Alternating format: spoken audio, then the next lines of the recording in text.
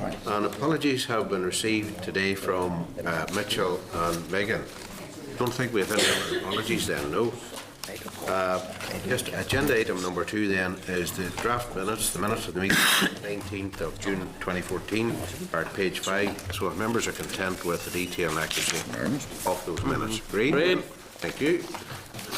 Now, Chairperson's business, as we've had, and this is to put it formally in a minute, we've had a chat just immediately prior to this meeting of the difficulties that and the consequential of the roof project is having on meetings and times of meetings. So it was agreed just before we went public there among members that we would instruct Jim to look at alternative times that would be suitable for members and meet members' needs for the meeting.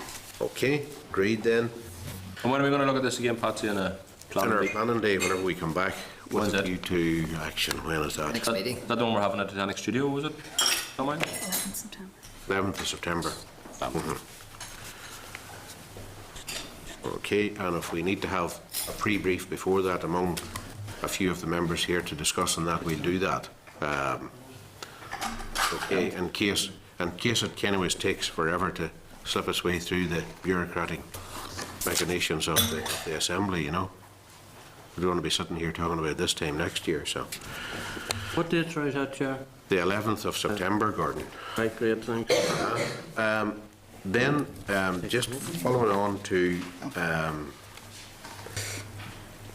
the further Chairman's business, just would like to welcome attending with Sandra Overend here, John Semple. You're very welcome, John, and I hope you're having good work experience with Sandra here. You'll see a wee bit more here today, and hope you enjoy it.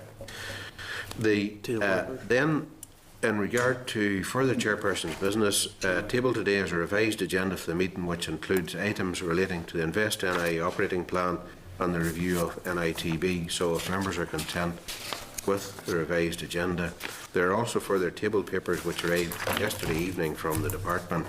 So we'll go through those later on and see what, if any of those, need to be dealt with today and possibly furthered up in September. Now, we move to the next item, which is the trade mission with Invest NI to San Diego and San Francisco, California. So, Gordon, I think maybe you're one of the members who attended that, and we agreed that maybe you would give us a synopsis, and anybody else who was there that wants to come in, like yeah, thanks, Chair. I appreciate it. And Sandra, you were out as well, so if you want to add to it, that just for the purpose of the minute.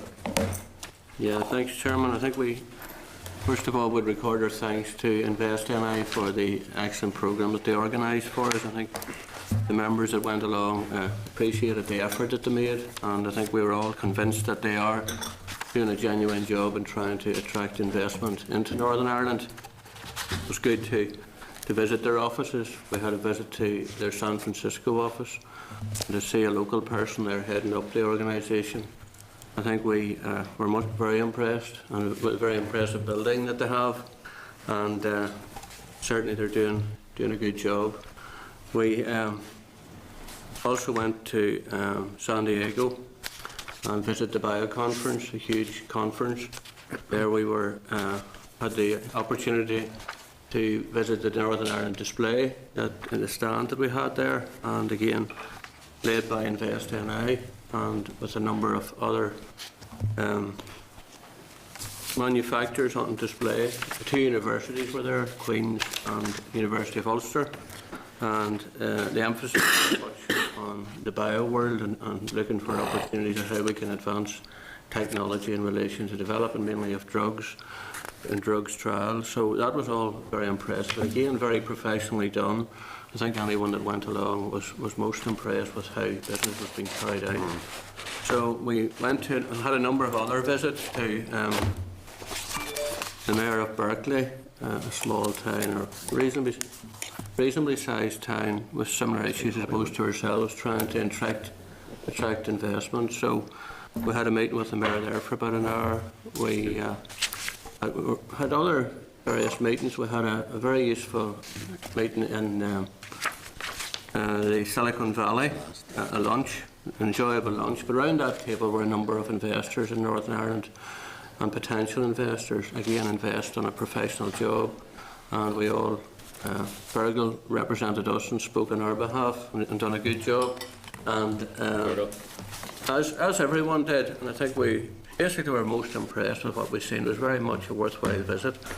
It gave us an assurance that Invest NI are doing a good job, making an effort to try and move Northern Ireland forward and trying to bring people here.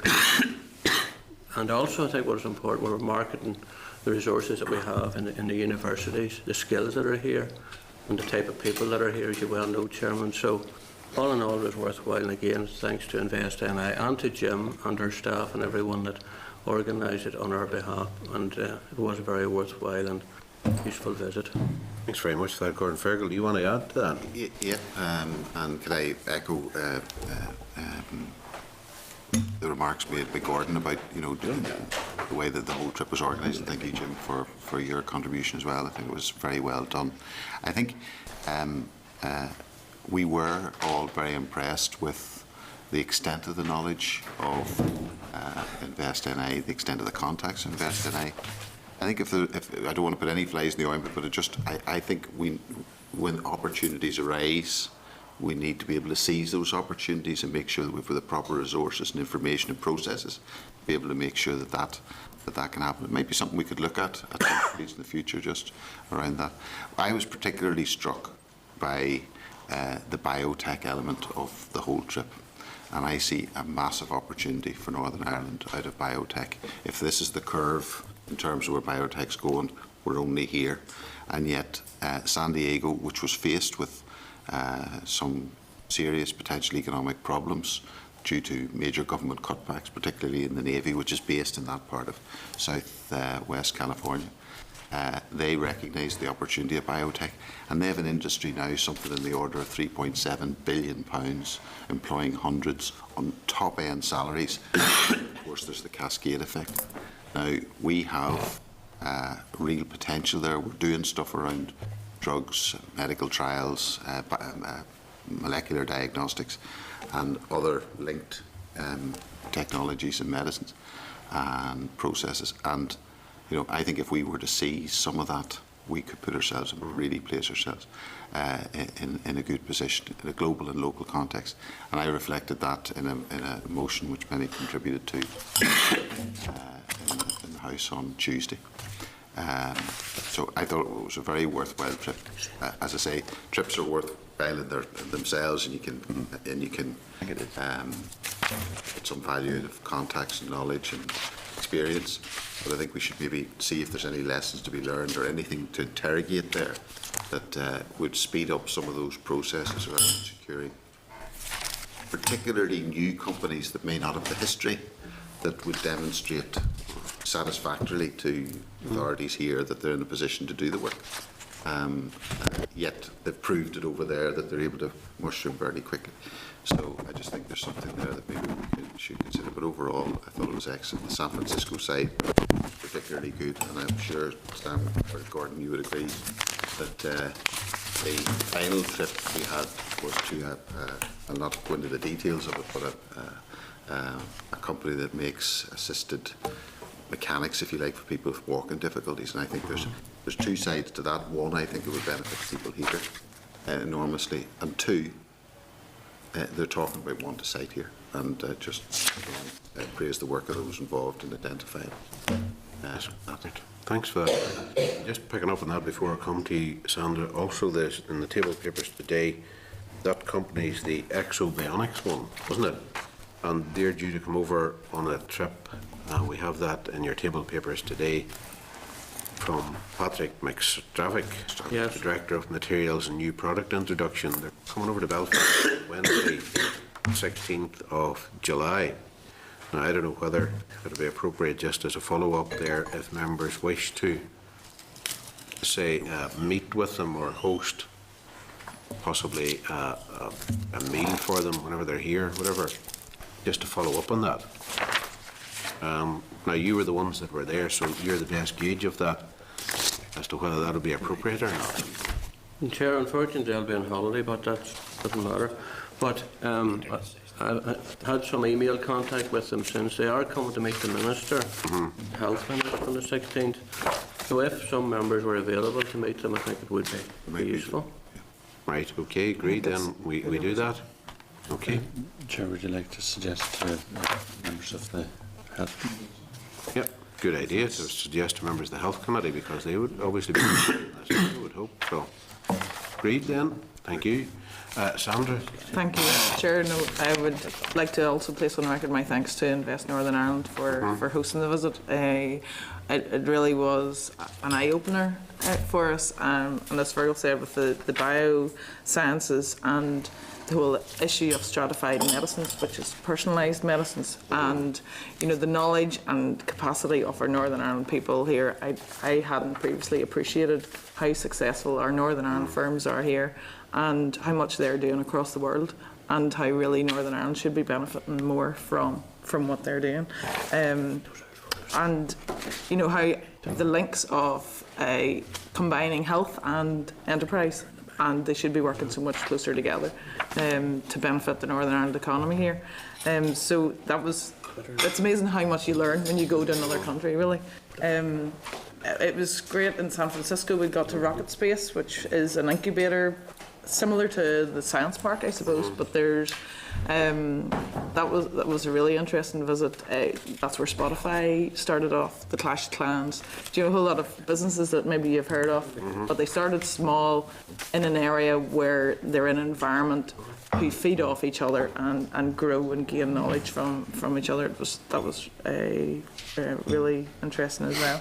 But I think our very first meeting with the Economic Development Corporation in San Diego was really interesting, and to find out how they had moved from being a naval-focused city, and they focused on the universities, built their enterprise areas around the universities and changed the focus and built the skills of the people of San Diego to so that it's not primarily naval, but how they built on biosciences. So it was really interesting to see how they changed the focus of San Diego and something that we're trying to do here in Northern Ireland. So it was all really good. I enjoyed it. Great, So, and I'm heartened to see there too that whenever they're coming over on their visit, that they're visiting the University of Ulster. I've been out there too, and there's incredibly good work been done out there as well. and the other thing I was heartened with, we met so many people from Northern Ireland, originally from Northern Ireland, who are successful out there, and they don't forget their roots. They, they want to try and bring stuff back to Northern Ireland,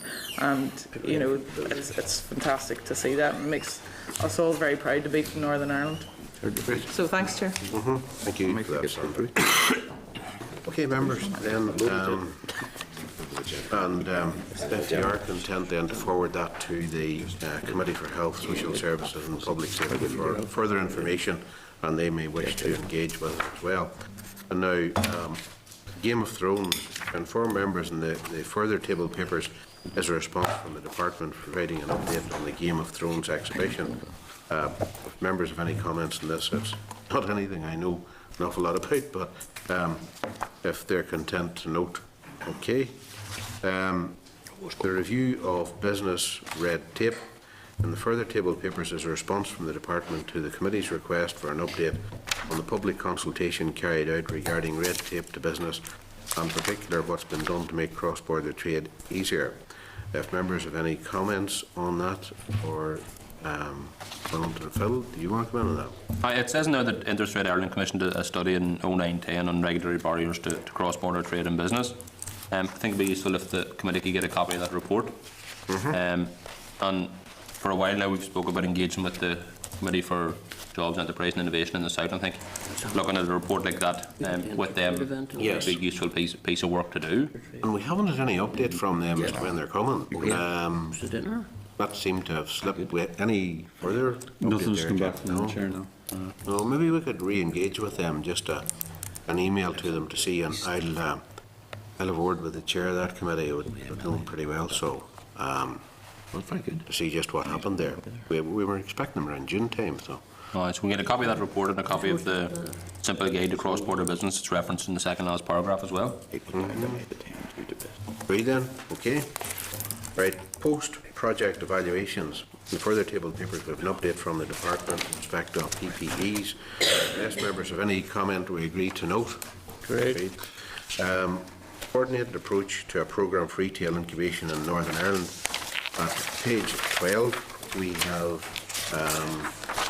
a letter from Dr. Caroline O'Kane, who's the Information Policy Officer at Enterprise NI, in response to the committee's suggestion that Enterprise NI work with the Northern Ireland, with NIRTA and the Federation FSB to coordinate a more collaborative approach. Now, they're asking to meet with us to see what our agenda is. We were kind of nudging them in the direction of meeting together to work out some sort of a commonality of approach there. But if members are content that myself and Phil would meet with them at some stage, and that the committee staff arrange that, we'll do that to hear what they want to meet.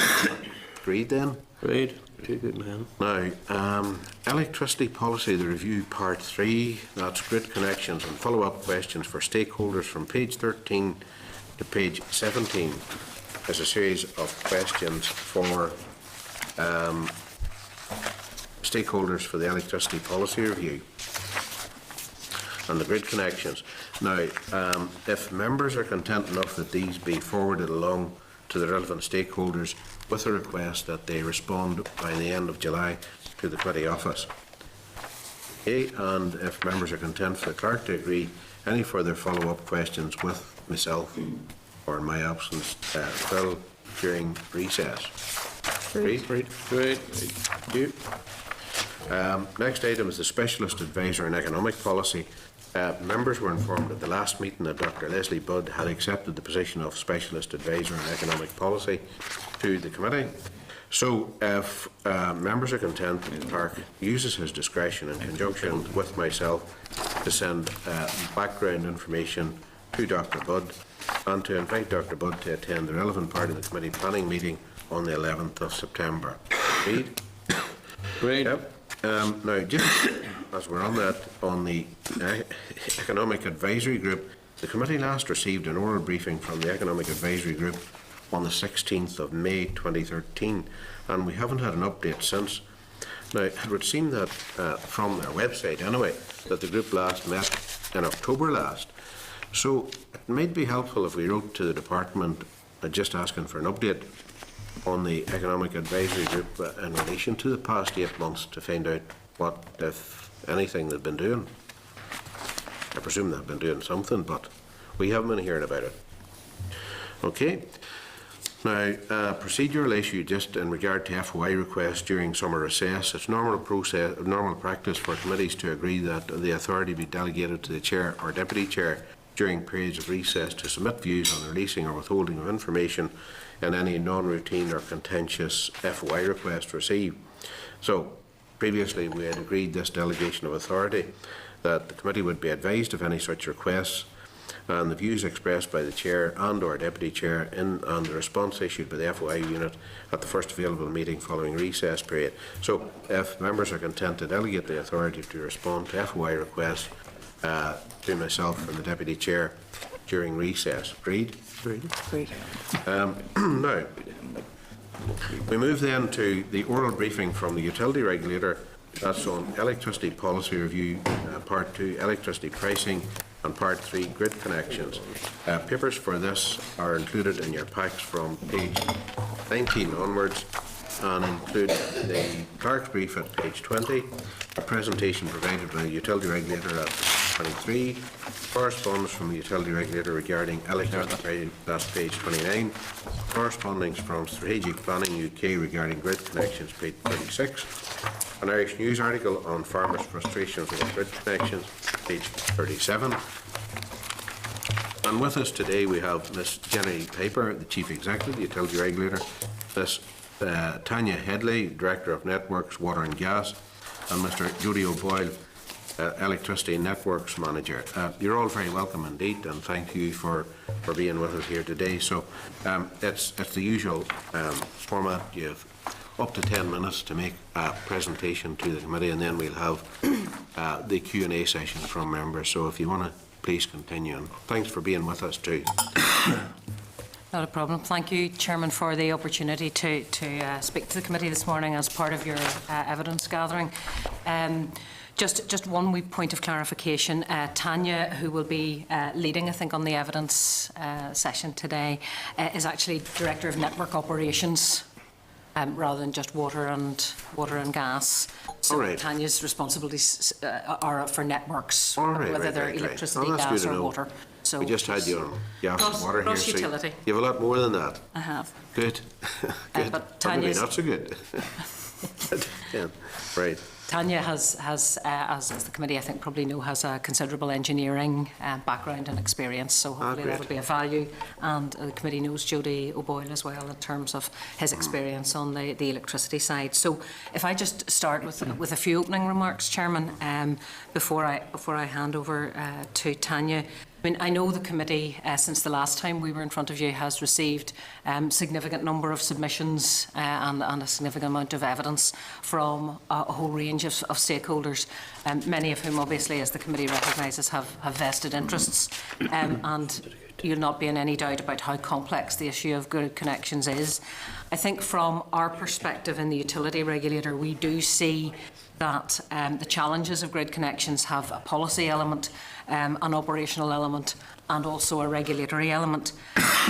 And from our perspective, what we're trying to do is strike a balance between approving investment, facilitating renewables targets, but also trying to keep costs for consumers as low as possible.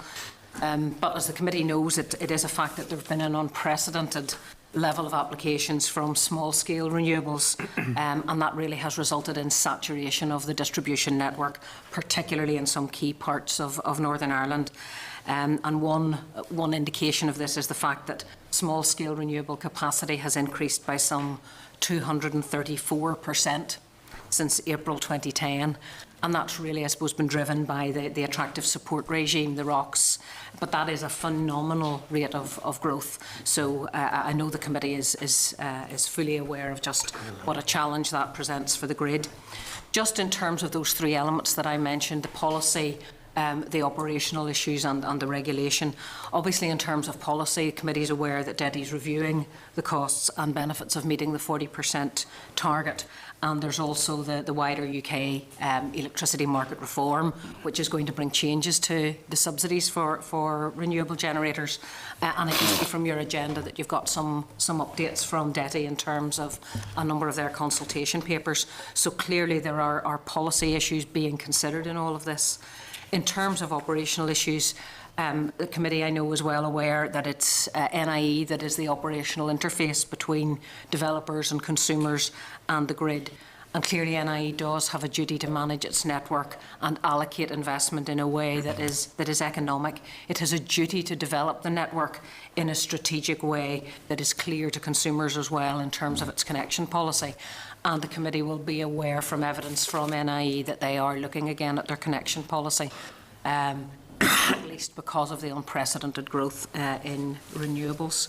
Finally then, in terms of the regulatory piece, as a regulator, I think we have a track record of approving both economic and efficient investment proposals that have come from NIE. But grid connections do need to be paid for. It's not just an individual farmer wanting to develop a wind turbine who pays, it's his neighbours as well. And if it is a fact that all customer bills will increase if every small-scale renewable request is accommodated. And that's where the issue of balance comes in. What is an appropriate balance in terms of who pays and who gets connected?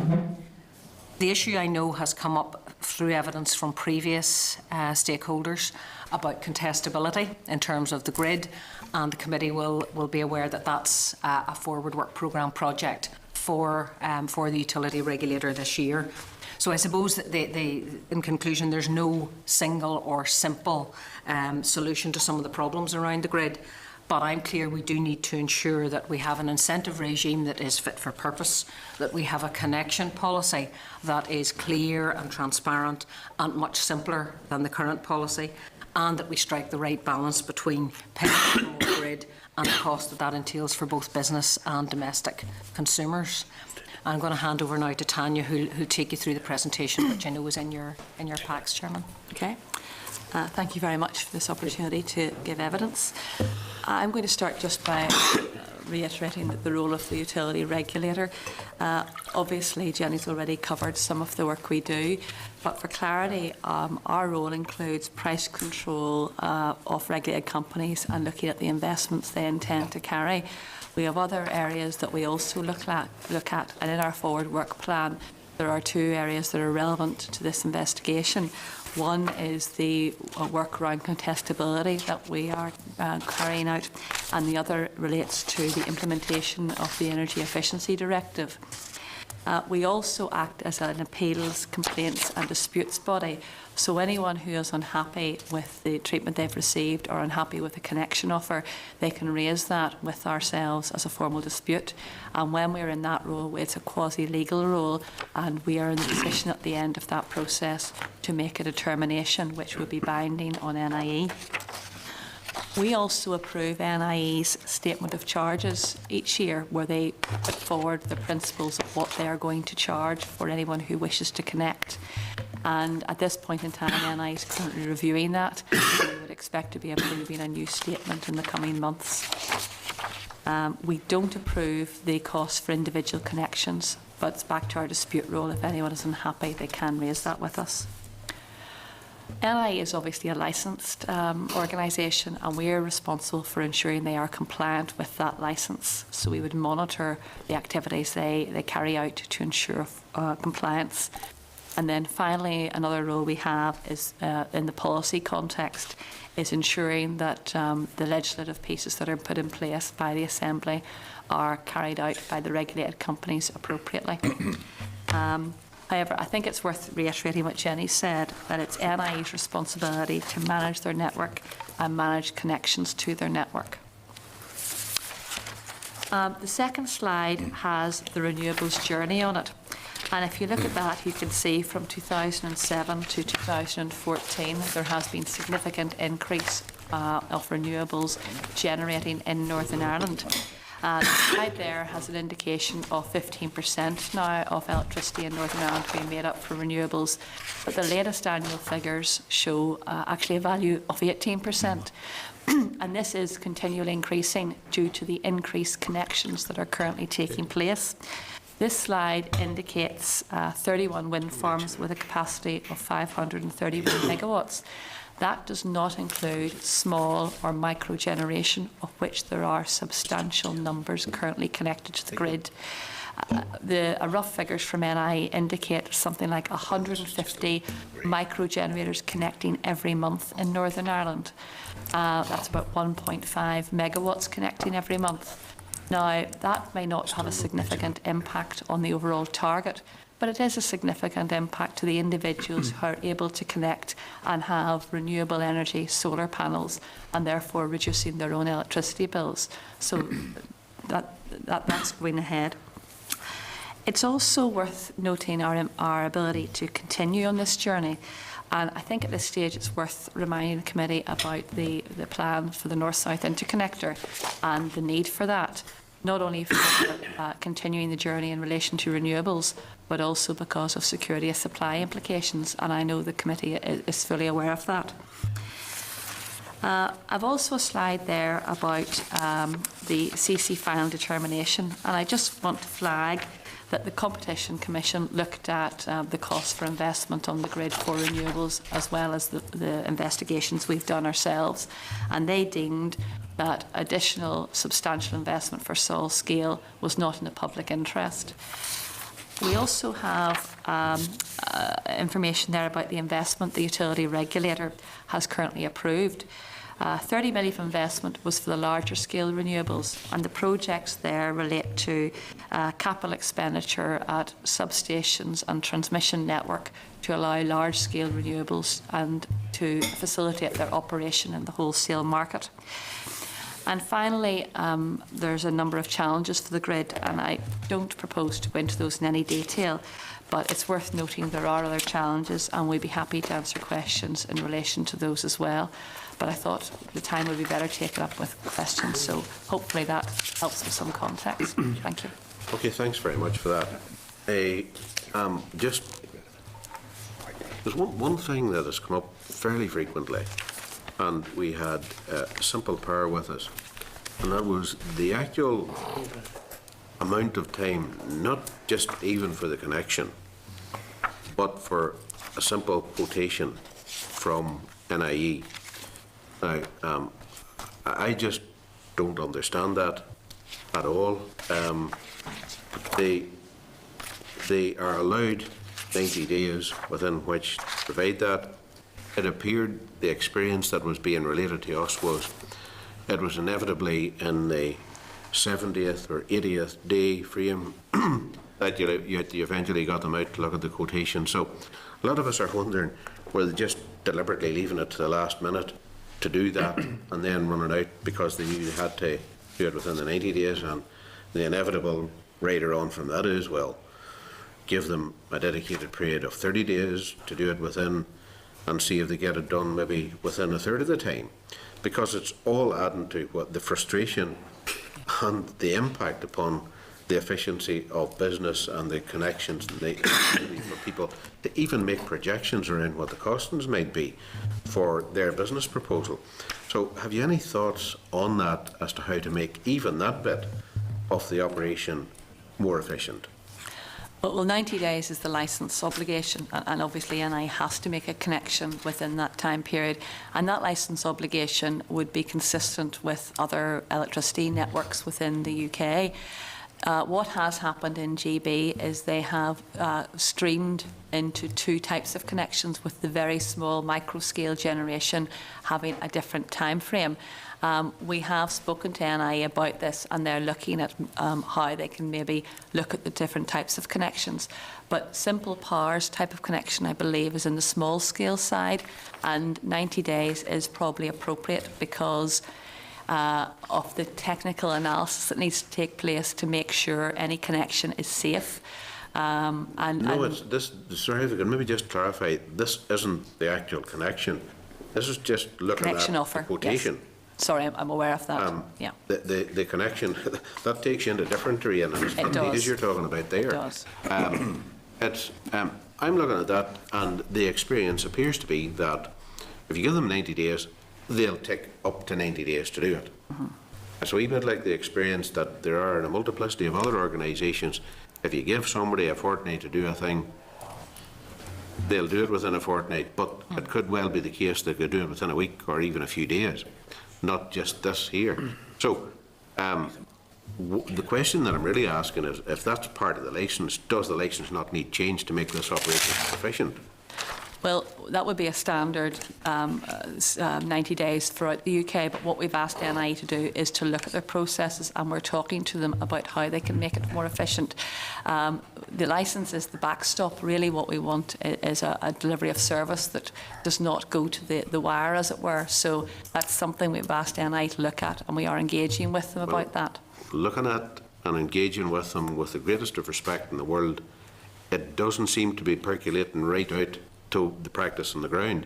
So my question wasn't were you engaging with them, my question was, what about changing the licence then? We've no intention at this point in time. What I would say is these type of connections, they need to be done in order as you investigate them, because the connection before you impacts on your connection, and therefore it's not a case of being able to put doing them in parallel.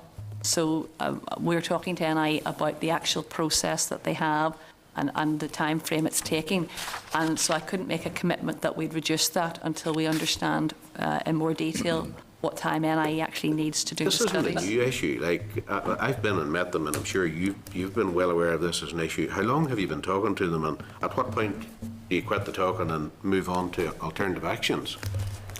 Well, what we are doing is we're not talking to them in isolation. We have a group called the Renewable Grid Liaison Group, where we get all of the stakeholders who are interested in this. That would be representation from all of the different renewable generators to talk about, the experiences they've had and what they think is appropriate, and comparing NIE to how other companies in the UK deal with this and what is an appropriate time frame to deliver this. At this point in time, we haven't got any information to say that the licence obligation should be 30 days, as you've suggested, because obviously we don't want NIE connecting people that then creates problems for their neighbours. They have to make sure that these connections are safe and can operate in a way that doesn't impact on the quality of supply to other people. So what I would say is it's something I agree with you, it's something we've been aware of, it's something we've been engaging with NIE with, and we haven't been engaging in isolation. We've been engaging with all of the renewable developers. But again, now, to my mind, and this is just based on the information that's been provided to us, you can engage with the stakeholders all you like, but I would reckon that probably it's going to boil down to about 2 or 3 issues. Problems getting them out to assess the site, problems and slowness in getting connected to the grid. Now, and the implications of that among others. Now, anything beyond that, and we're going into some of the other issues here, but if you're not getting the connections made, if you're not getting the assessments done, to my mind, you can sit and consult all you like forever and ever amen with stakeholders. If something's not been done about it, you have to move to the point, and this isn't a new issue. This has been about the system as long as I've been on this committee. So at what point do you say, look, we need more bang for the buck here? If things aren't been done, there may well be alternative measures that we, i.e. you, the utility regulator, has to take to get efficiency in the system. Now, at this point in time, we've talked to them. I presume those talks in a similar vein were going on presumably about 12 months ago. In a similar vein, what I'm trying to elicit from you is what is happening to change the situation that exists and has existed for quite a while now. Chairman, I think we would want, through our regulation, to try and improve the performance of any of the utilities that we regulate and make sure that they were performing, to the best standard and that they were benchmarked with the best of performance across the rest of the UK. The industry standard is 90 days. Now, clearly we have picked up, as you have, considerable concerns about the service that people are getting, and part of the issue, I think, is lack of certainty and lack of clarity from NIE about the timescales and about the processes and about what is happening. And I think, as Tanya says, we have been using the Renewables Grid Liaison Group to get better dialogue, and we do want to raise NIE's performance on this, but there are reasons for the 90 days, as Tanya has explained.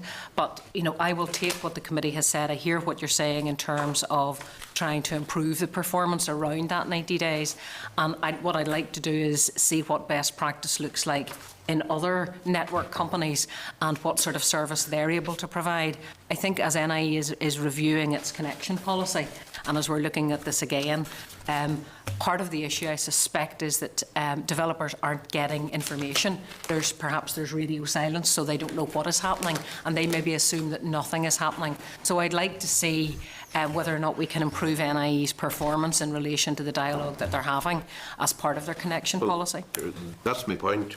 This has been about for quite a considerable while now. It doesn't seem to be changing.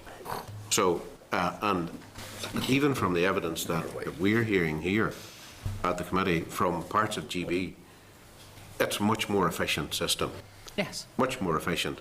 And you don't need to sit down with a liaison group of consultees, simple Google or whatever, or make a couple of 3 phone calls and you'll soon find that out.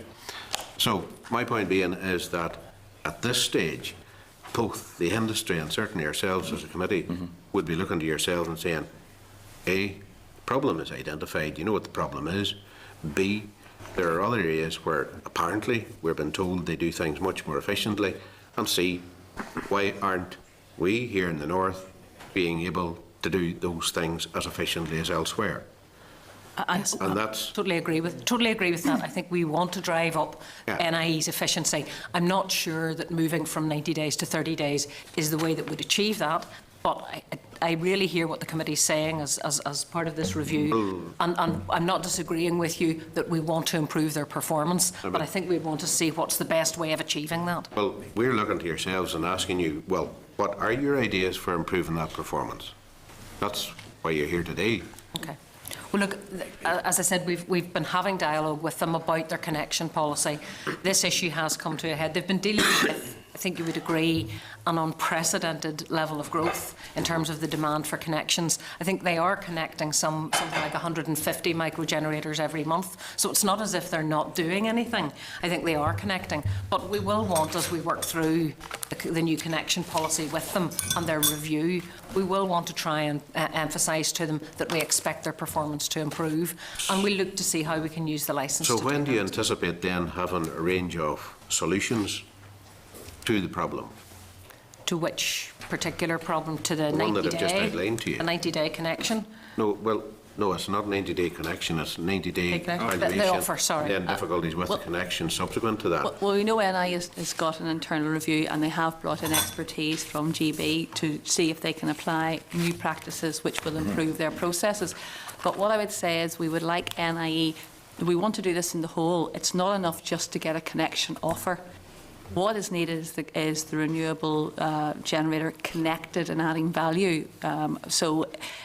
What happened in GB, there was some strong incentives about connection offers, but didn't actually improve the overall time frame for connections. So we don't want to look at this one area in isolation to the whole process of getting the generator connected. So, again, I'm back to you. I'm sorry, I want to clarify this and distill this down. There appears to have been a considerable body of reflection on this. So when will you be in a position to have distilled all that period of reflection into actual action bullet points? That's what agreed with NIE or inspired to NIE. I think the point Tanya's making is that it's not, there is no silver bullet, there's no easy solution to this. There are a number of issues that need to be looked at in the round. We are certainly working with NIE. We have encouraged them to do this internal review. They've brought an expert in who's been responsible for best practice, I think, in the Northwest. Yes.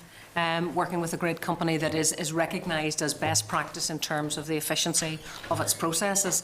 I think we want to see what comes out of that internal review and look to see whether or not that has implications in terms of the licence, or whether in fact NIE is going to deliver these changes through their own internal processes.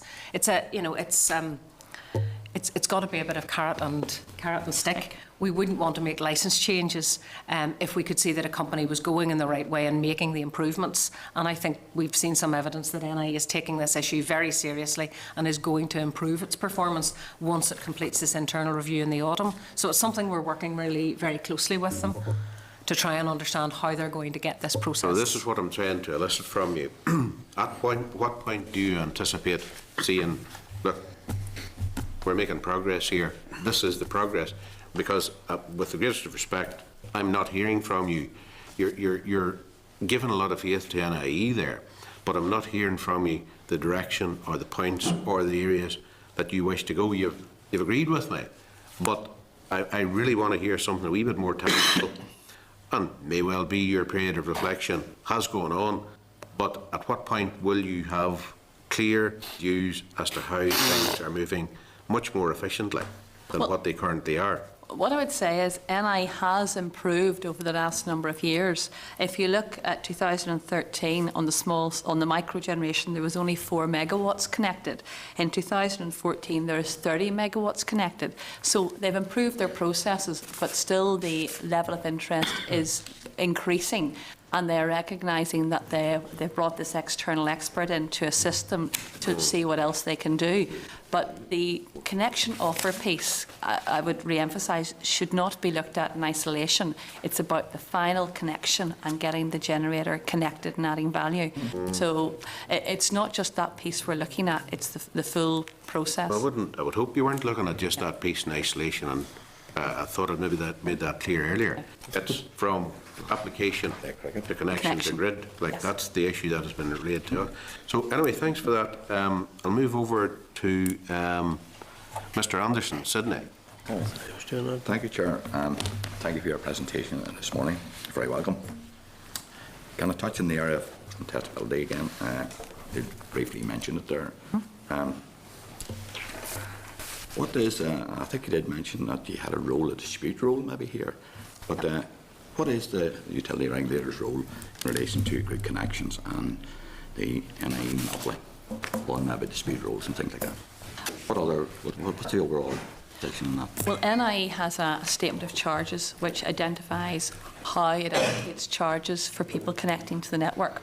And they submit that to us and we would approve it. So that's the principles of what you pay as you connect.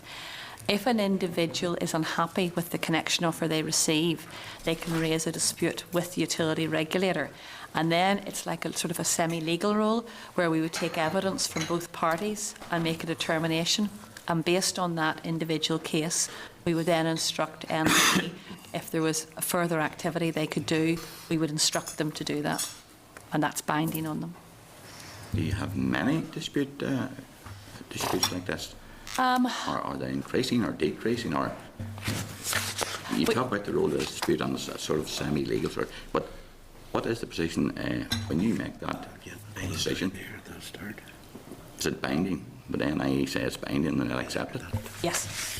They have accepted it? Yes. At no time did they say no to your decision? Well, this is why regulators have to be careful when they make decisions, because a regulatory decision of this nature on a regulated company is binding, and that has to be carried out by the company. So regulators' role is restricted in legislation because the role it is quite powerful from that point of view. I did ask the question, do we have many disputes on this particular issue?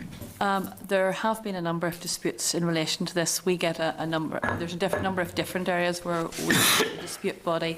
Recently we got powers in relation to billing disputes. Historically, I've been in the office 5 years, and during that time we've always had a role in relation to connection type disputes.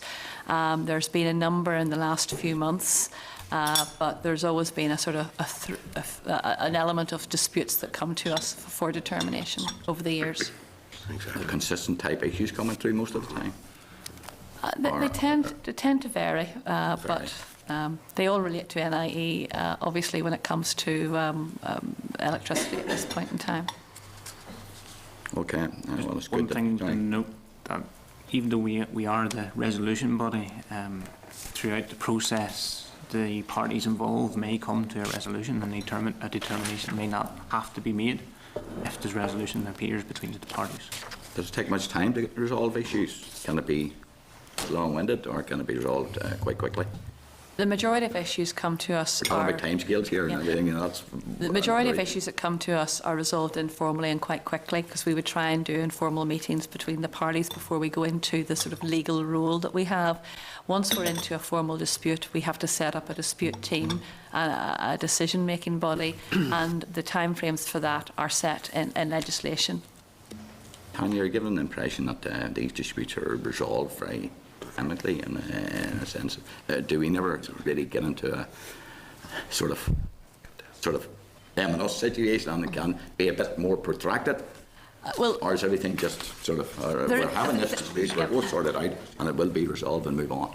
I think the very fact of having a process, a dispute resolution process, quite often is the catalyst to get resolution. Once something's referred to us, sometimes quite quickly, the dispute will be resolved because the company will know the regulators now we've got our BDI on it and we're looking at it. But it depends on the nature of the case, and obviously, you know, there can be very different views about who said what and who was given what expectation, and that's where we get into almost like a quasi-judicial. We've got to take evidence from both sides, we've got to prepare a statement of case, allow both parties the opportunity to look at that. And there are some disputes that go as far as that, and that does become quite a time-intensive and a labour-intensive process. But the very fact of having a disputes process, as you will know in any other area, if there's a process, a resolution process there, that quite often, so quite a lot of the disputes we get don't ever make it to through the full quasi-legal process. Yeah. Okay, I'll leave that one. A few more questions here. I think you did touch on the current work plan in delivery of contested building. What is the current time period for that, and going into the future for delivering that? Have you a work plan on that? What we've identified in our forward work plan is that we will be looking at contestability this year. There are a number of areas where contestability can be applied. And what we would hope to do initially is consult on the different areas and then focus on delivering it in a sort of different stages, Areas. rather than trying to do it all in one go and sort of like trying to bite off an awful lot on one issue. There are contestability, desire for offshore renewables, onshore large scale, onshore smaller scale. So we don't want to necessarily try and fix everything in one go, and our initial consultation will be focusing on how we divide up the work streams and putting in a plan in place on delivery of the timetable for all of the different areas. So it wouldn't be just So everything it's broken delivered at down once. in different areas going Yes. forward, and it's already started, and you can see an end timescale for this. The end time scale for the total project depends on how we split it. The initial consultation will be on the splits of the work streams and what we do first. But it's not, you're not sort of in a position to say when you can see that finished or come to a conclusion because of the differences in what work has done in each area. Is that what you're saying? We're just in the stage of scoping the work. I mean, it's a commitment to start in this year in terms of our forward work programme. So this is the scoping phase. Okay. This could be maybe a 2-year Project. 2 to 3 year project. It's one of the priority projects in our corporate strategy. But there's the contestability piece as well as we take it forward. One of the things we've actually stated as one of our desired outcomes is to offer greater choice in connecting to networks, promote a decrease in price and reduce connection times. So we see the contestability piece as very much working in parallel with other work that we're doing with NIE. So there's a strong commitment there in our work programme to address this and take it forward. But there are a number of parties that need to be involved, from NIE to Sony to the planning services. There's a lot of work to involved. There's a lot of work, but it is a priority programme for us, and that has been identified in our corporate strategy. Okay, can I talk about grid connections? Well, why does NIE have the monopoly in grid connections? Well, at this point in time, there is only one grid. I mean, regulation is in place because there's an acceptance that you don't want 2 grids developed. It makes economic sense to only have one network. Obviously, NI owns the network within Northern Ireland, and it's not unreasonable that they are responsible for people connecting to the grid. There is a legal obligation on NIE to offer grid connections, and there's some exceptions to that, but there's a need for people to be able to access that grid and to be able to use that grid both for demand, where they want supplied electricity, and also generation, where they want to export electricity. So NIE has an obligation to facilitate that. Would you say legislation would need to be changed to enable competition? No, contestability is about building the network, but there will always be a point where the network that you build connects to NIE's grid. There is ability for you to build your own network and own it, but if you want access to NIE's grid, obviously NIE has to be involved in that process of the point where you actually connect to them. So contestability is about people being able to build a piece of network themselves and then transferring the ownership to NIE so that they don't have to manage it long term, and NIE can use it to connect other people in the future. What's your role? Is that the role you sort of, what you're explaining there, Tanya, in relation to your role as a utility regulator in relation to grid connections? Our role in contestability will be structure what NIE needs to take responsibility for in terms of, do they design it? How do you hand over the asset to make sure that the asset is the right standard? Because obviously if you're building your own network, NIE, if they're going to take ownership of something you build, wants to assure themselves that it meets the legal standards that are there and that they need to meet. So our role will be about identifying what NIE needs to do to assure itself of the network, any ownership they take is of the right standard, and to also look at the costs they may charge someone for that sort of assurance. A couple more questions, yeah, thank you for that. If competition existed in the grid connection market, what impact would it have on the cost in relation to times on connect? Well, at this point in time, people can build electricity network if they desire. It is a licensable activity to distribute and move electricity around on a distribution network. But you could build it. The problem would be connecting it to the NIE network. The piece of network that they build will have to be to the same standard that NIE builds to. There is, DETI have standards that everybody has to meet. How individuals do that, and where they, in private industry, when they're not regulated, how they allocate costs is up to themselves. But NIE's costs have been benchmarked against other DNOs. The Competition Commission has looked at their costs and deemed them to be set costs that are efficient for them. So those are the costs that are applied for the network that NIE builds. People have told us that they can build network cheaper, and we have had some submissions ourselves, and we are keen to bring in contestability because we want people to have that choice. But realistically, they will be building the same lines using similar skilled staff who will expect similar wages, I would suspect. So there may be more of a timing concern for developers rather than necessarily a financial concern. And those people have told you that the network's cheaper and everything. What work have you done around that, or what's your view on that? Well, we've looked at the costs that other distribution companies... How much cheaper? The only cost that we've had submitted relates to one individual connection, and obviously one individual connection was only built by... It was a kind of a unique connection, so we have a cost saying they were cheaper. We haven't done a lot of analysis into this because we are committed to bring contestability forward and allow people the option of choice. So I'd rather put resource into getting that option there for people rather than spend a lot of time working out whether it's a good thing or not. Legally, there's a push to introduce this so there is competition, and we definitely want to see contestability in Northern Ireland. So that's where my focus is, bringing it forward. And if people can realise savings or reduce their time, that is obviously a good thing for them. But it is one of the overall objectives that we have for our contestability work plan, is that competition in this area would drive down prices, as you would expect competition to do, but that it would also result in it would also reduce connection time. Right. So again, we'll be wanting to look, and that's some of the scoping work we've started, looking at other DNOs, other network owners, to see, well, how are they doing it, what's best practice like, and how do we make sure we keep the safeguards. I mean, electricity is dangerous stuff, and we can't lose sight of the safety aspect as well. And I think it would be good to put some competitive pressure on NIE. They have the expertise in this. They should be able to do it more quickly and more cheaply, and this is one option to test that out and to challenge them. Okay, thank you for that, and thank you, Chair. Right, just want to reverse just a wee bit there. There's a number of members indicating on this particular area, but I want to bring Mr. Dunn in around the costing issue. Thanks, Chair. Yeah, you just said there you reckon, Johnny, that they could do it more efficiently, more effectively, and more cost efficiently. Is that what you said there? Well, I think contestability might put some pressure on them in terms of demonstrating that. I think that's part of the benefits of that process.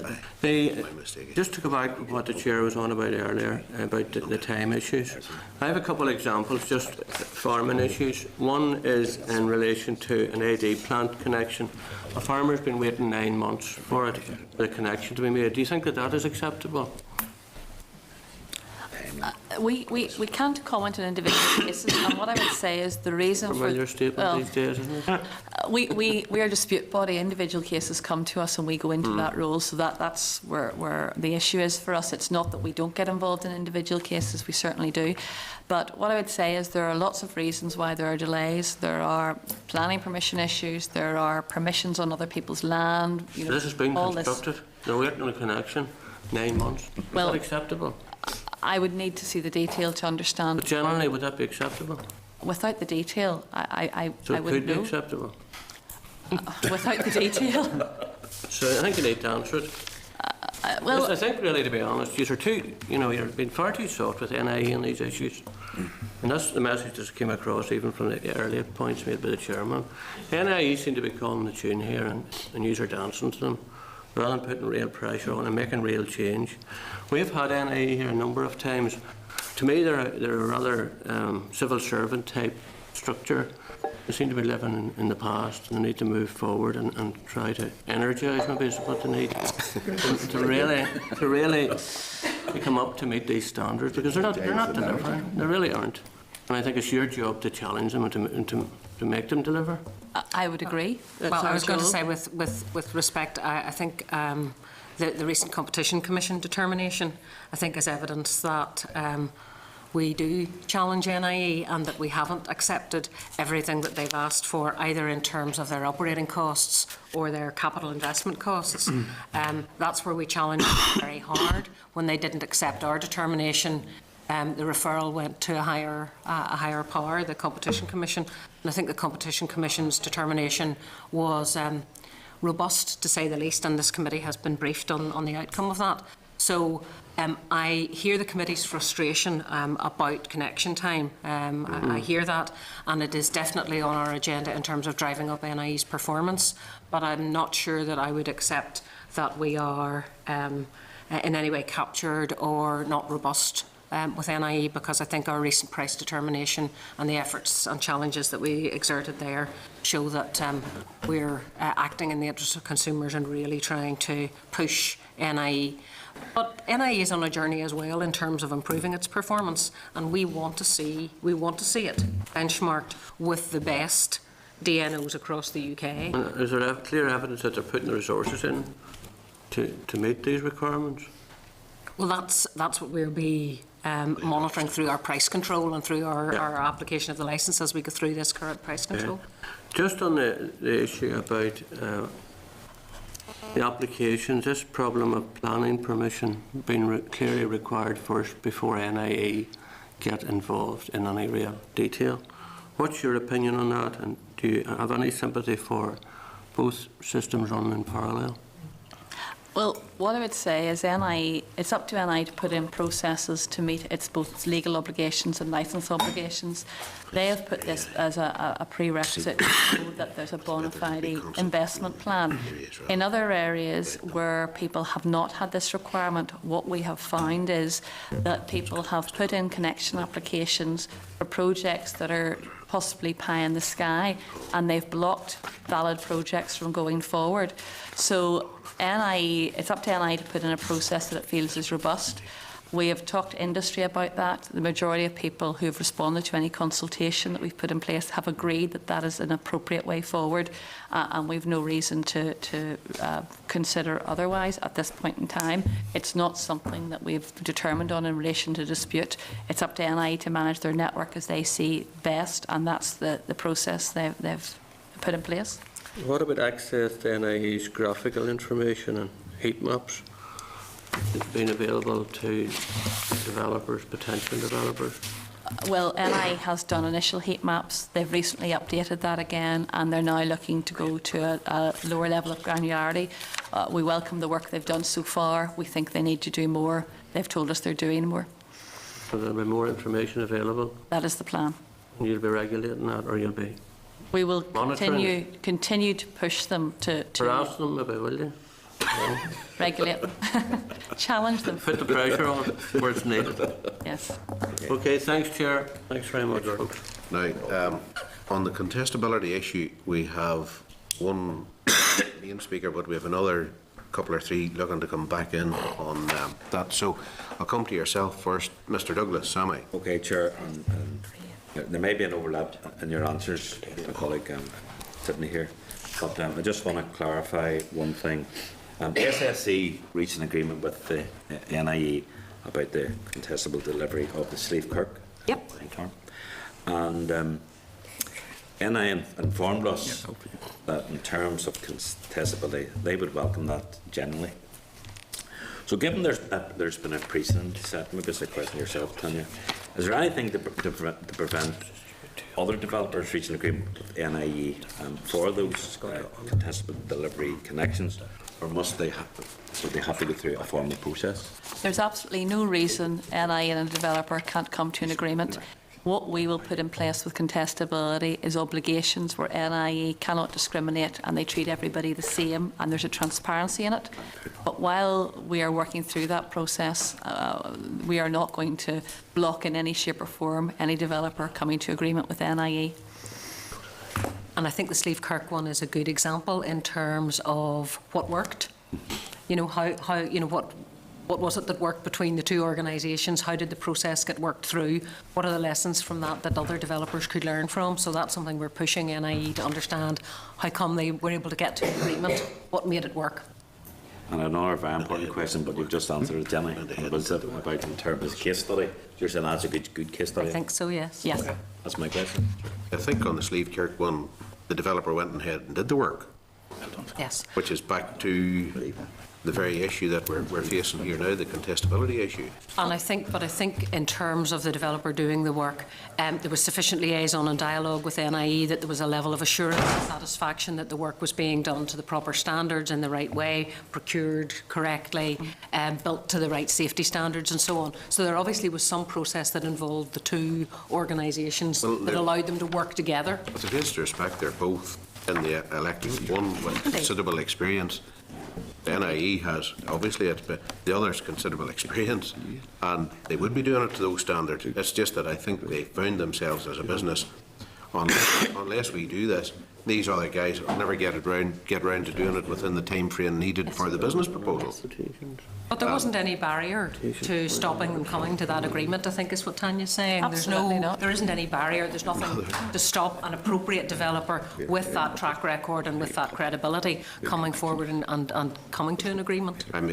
But they had to put that proposal forward, otherwise their business proposal just wouldn't have been happening within the time frame it needed. Can I just go back there a wee bit, because I want to get this on record. You mentioned a number of disputes around contestability coming to you. What is the quantity of disputes that would come to you, and around what thematic areas, for want of a better phrase, would they be coming to you? What issues? There's been no disputes on contestability. We've had disputes on connections. Right. And we've had disputes on billing. And we have had disputes on payments for people being off supply for a period of time. Those are the three key areas that dispute. Standard performance, Jodie's correcting here. Payments under standard performance. What sort of quantities would you be having per annum? So far this year, Well, last year we had, it would have been over 20. It would be about 20. Aye. It's around about that figure, so. It's around about that. In terms of, there was a couple of weather exemption ones, which is to do with the standard of performance. And there was a billing one which we published as well. All the determinations are published in the electricity register, the public document. Just to get a bit of a handle on those, there was a mention made earlier, Jodie, on some informally been resolved. In other words, it could be a simple case of, look, guys and gals, go way off. There's one or two simple issues going away off and do it, and that could maybe be a 5-minute phone call. Well, we would initially try and facilitate a meeting between the parties. Yes. And there could be a couple of meetings involved in that before it goes down the official route. But does that figure of whatever, approximately 20, does that mean 20 which actually went the official route of? Yes. All right, it doesn't include the other bit where... The ones that didn't, that got resolved, that doesn't include that. Well, that's okay. Thanks very much for that. Right, Mr. McKinney, Fergal. I just want to come in around the definition, because I think it's important to understand the definition. I think when we're talking about contestability on this side of the table, we're talking about it in relation to grid connection. yes. Not the overall network development, though you concentrated substantially on the network development. So I think we need to be clear that we're talking about grid connections here and the fact that NIE has a monopoly. Yes. And I think from what you're saying is there's no legislation needed to change any of that? No, there is no legislation needed. And I am talking about connections to NIE's network. It's building network to connect. So if you, let's say you're a wind developer and you're 5 miles away from the NIE network, contestability is you being able to build that 5 miles yourself and connecting up the network where it exists, compared to NIE building the 5 miles to you. Yes. So that's the piece what I mean when I talk about contestability. Yeah. But you had talked about it in terms of a work programme and taking 2 to 3 years. The issues here, as we see them, need to be resolved much more urgently than that. And what work's going on to make sure that others can enter the connection market? Open that up. What I would say is people can build and come to an agreement with NIE. What we will do as our piece of work is put in place the structures that NIE must conform to as part of any handover if somebody else builds that 5 kilometres of line. Different types of connections, there will be different structures needed. So if you're a large offshore wind farm, the needs are different to a small-scale renewable generator. I know that, but we're not dealing with offshore wind farms. We're dealing with people that are applying on a regular basis, and it's significant and growing numbers and trying to get into the market. Yeah. What assessment have you done around how competition in this grid connection market would have on costs and time? What we haven't done is assessment on that. What we've done is we are committed to introducing this irrespective of the impact, because we've already decided that contestability is something we want to introduce. And what we've been doing is we've been looking at how it's been introduced elsewhere, because there are different models. And when we talk about splitting the different work streams, what I'm saying is because we would see contestability be introduced slightly differently for different types of people connecting, we don't want to try and do it all in one go. We're going to... But what I'm suggesting is that you're making the problem bigger than it is if you're talking about how to develop a market around connecting big wind farms or offshore. We're talking about another business entering the market, a growing market, and being qualified to connect at speed for people that need it done quickly. Is that a difficult thing to achieve? No, that is what we're hoping to achieve, but what we're talking about is the rules for NIE and for that other company. The example given in Slieve Kirk, NIE did the designing and got planning permission, and at that stage the other company came in and did the build, and NIE then did assessment and took ownership and said this was built to the right standard. Contestability could be where you design and build to NI standards rather than them going through that process. So it's where in that list of work is allowed to be done by elsewhere, and NI has to go through that process with you. And that's the piece where we need to explore with developers where their desire is. Can I just jump in one? In terms of time scale then, because I think people want answers quickly around this. You talked about a 2 to 3 year time scale for contestability. That's clearly a very long time. But in terms of the grid connection bit, what's the quickest that you could have a process up that allows another person to enter the market? Well, they can enter the market. I'll put it another way. Have you set a timetable for delivering that in short order? Well, they can do this now with agreement with NIE. There's nothing stopping someone doing it now with agreement with NIE without regulatory approval or structures. What we will do with regulatory approval and structures is make sure NIE has to do it, and you will know in advance how it's done. But there's nothing to stop somebody doing this now. It just doesn't have the regulatory structure and transparency. And if NIE says no? There's nothing, we can't force them to do it, but regulation structure will be able to issue. Fergal, come in. Sorry, you're saying because took up too much. You're grand. You're exploring it out. At what point are we going to be at the point where, rather than it being with the agreement of NIE, but where the customer has the option of being able to do that? Now, if you'll forgive me, I'm hearing it's complex, and electricity connections are complex.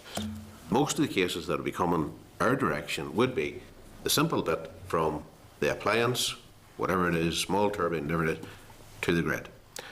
And it's that bit there, that bit of wire connection, poles, whatever it has to go up, that bit there, that seems to be the one that's causing serious concern. Now, and what I would say is there's different parties, different people who are interested in this, and the answers they need in terms of what NIE does and what they do is very different. So what we're doing is scoping it out, but what we're going to do is do it step by step. We will do it for one type of customer first, then the next, rather than wait and do it all in one big bang, because that turns it into a bit of a monster of a job, and it could take years for anyone to get this. So Are you going to start with the small ones? that's what I was going to ask. We're Which going to customer are you start gonna with a consultation to show how we're intending to split it, and ask people if they have a view in terms of where the biggest appetite for this is, and we will start based on consultation responses. So I can't say to you, I'm going to start with this one. What I'm going to do is I'm going to scope out how it splits up, check that that scoping is correct, and ask people to tell me where they would rather I put the effort first. And the inevitable question, when does the consultation start, and when is it likely to end, and when are we likely to have bang for our buck back to the... And it depends on how we split it. And, you know, for one type of generator, for one type of customer, the answer will be sooner than another, because I'm going to split it. I'm not hearing. I'd asked a number of questions. Maybe I should have asked them a wee bit more clarity. When does that consultation exercise start? When is it likely to end? And then when are you likely to have conclusions from that consultation? You're bound to have, you've raised it, that you're going to consult on it. So when, or maybe it's already started, I don't know. We don't have any actual consultations out at this point in time. What we're currently doing is looking to see how other people have applied it in other jurisdictions, because we don't want to reinvent the wheel. Sorry, you did say that you were starting a consultation exercise. We are about to, yes. We're scoping it. When? Maybe This not year too hard we to will answer be. that. It's in our work programme to commence it this year. Sure. This year, yes. Fair. Why do you need a consultation? Surely if you look at the market, and if there's 400 applications for small wind turbine connections, and 1 for an offshore wind farm, and 10 for a big wind farm, you might be able to work out fairly quickly on the back of a piece of paper, on the back of an envelope, just where you should be focusing your efforts. But I think the utility regulator has got to balance a number of things. We've got to balance what will contribute to the executive's own targets. And there's no question that the big wind farm, the offshore wind farm, the large generation is going to do more in terms of contributing to the executive's targets. So that's one factor we'll have to balance. There's then the issue of the cost to connect all microgeneration and require all consumers to pay for those connections, and that additional grid is something that is going to add to the overall cost of electricity. And I think you have a metric, a broad metric in terms of what the likely cost implication would be. The regulator is charged with trying to make sure that we are balancing the interests of developers. Developers at the moment are if they're exporting to the grid, are going to get considerable subsidy through the green taxes that consumers pay for. They're going to get considerable subsidy for that. They're going to be able to earn money whenever they export, and then have consumers pay for the cost of connection as well. And that's something that the regulator has got to weigh. And I think that's why we've got to go to consultation to scope out what the implications might be in terms of targets, in terms of policy, in terms of the operational implications, and in terms of the cost implications. If it is a priority for the executive, which it is, then I presume it will be a priority for yourselves, and you say it's in your work programme. As a priority project. And so you know what the issues are. It's quite clear you know what the issues are. And you could probably put them on a couple of tickets for consultation. Now, when, with some degree of clarity, will it be within the next 2 months, the next 1 month, the next 6 months? Will that consultation start? And how long is it likely to be out for? Well, I mean, we'll go out for the normal consultation period, 12 weeks. I would hope we would get a consultation out in this calendar year. Is that an aspiration or a benchmark? Well, there's a very considerable work programme that we're dealing with in the utility regulator. It's a priority project, and I would hope. You just said it was a priority project. You agreed with us. But we have a number of priority projects. What I've said to you is it's in the work programme to commence this year, and that's this financial year. I would hope we would do better than commencing it in 2015, and we would get it out before Christmas. So the scoping work is underway at the moment. That is our intention, to get it out before Christmas. But we're conscious of there'll be issues that come out of the committee's own review, and I think we'll want to reflect that in our consultation as well, in terms of the priority you're placing on it. It doesn't hold up your work going on. It doesn't hold up the work, but it hasn't. As Tanya said, we're scoping this out at the moment. I was picking that up maybe as a reason why not to. No, I think the timing is is good. I think it also fits in, I think it also, as I said at the outset, Chairman, it also fits in with the policy reviews that are ongoing in terms of DETI and the review of the 40% target and the subsidies to renewables. So I think we can see these things coming together at an appropriate time. Okay, thank you. Yeah, just on that wee issue, again, you see the strength of feeling in the committee here with regards to this issue. It's reflective of how many people contact us on this very issue. You talked about your scoping exercise, you talked about your consultation, all I understand.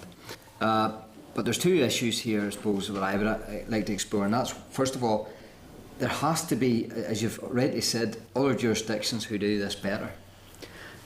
Have you identified even those best practice models? And will that form part of your thinking around this? We've already reviewed a number. We've looked at GB because the legislation's similar, and obviously this has to fit in with the legislation that's there. We're not looking to rewrite legislation because that would add further time. We've also looked at ROI because we work on an all-island market, and some of these generators are in ROI and building an ROI, and they would like something similar that fits. What we're going to do is something probably bespoke that sort of looks at what both countries do and just tries to fit what's best for Northern Ireland, the legislation we have and what is needed here. But we're not starting from scratch. Yeah, this to me should be very, very simple, because whilst at the minute installation, electrical installation goes so far, and that can mean heavy electrical, heavy voltage. The transformer, where then NIE connect to the transformer, and they have to have checks and balances in place of the installation. So that mindset and frame is already there. So to me, this is only a further extension of the installer's work, where they meet NIE. So to me, this could be very simple if the guidelines and parameters are set down clearly. Yeah, sorry. I was going to say it's also the impact beyond what they connect to.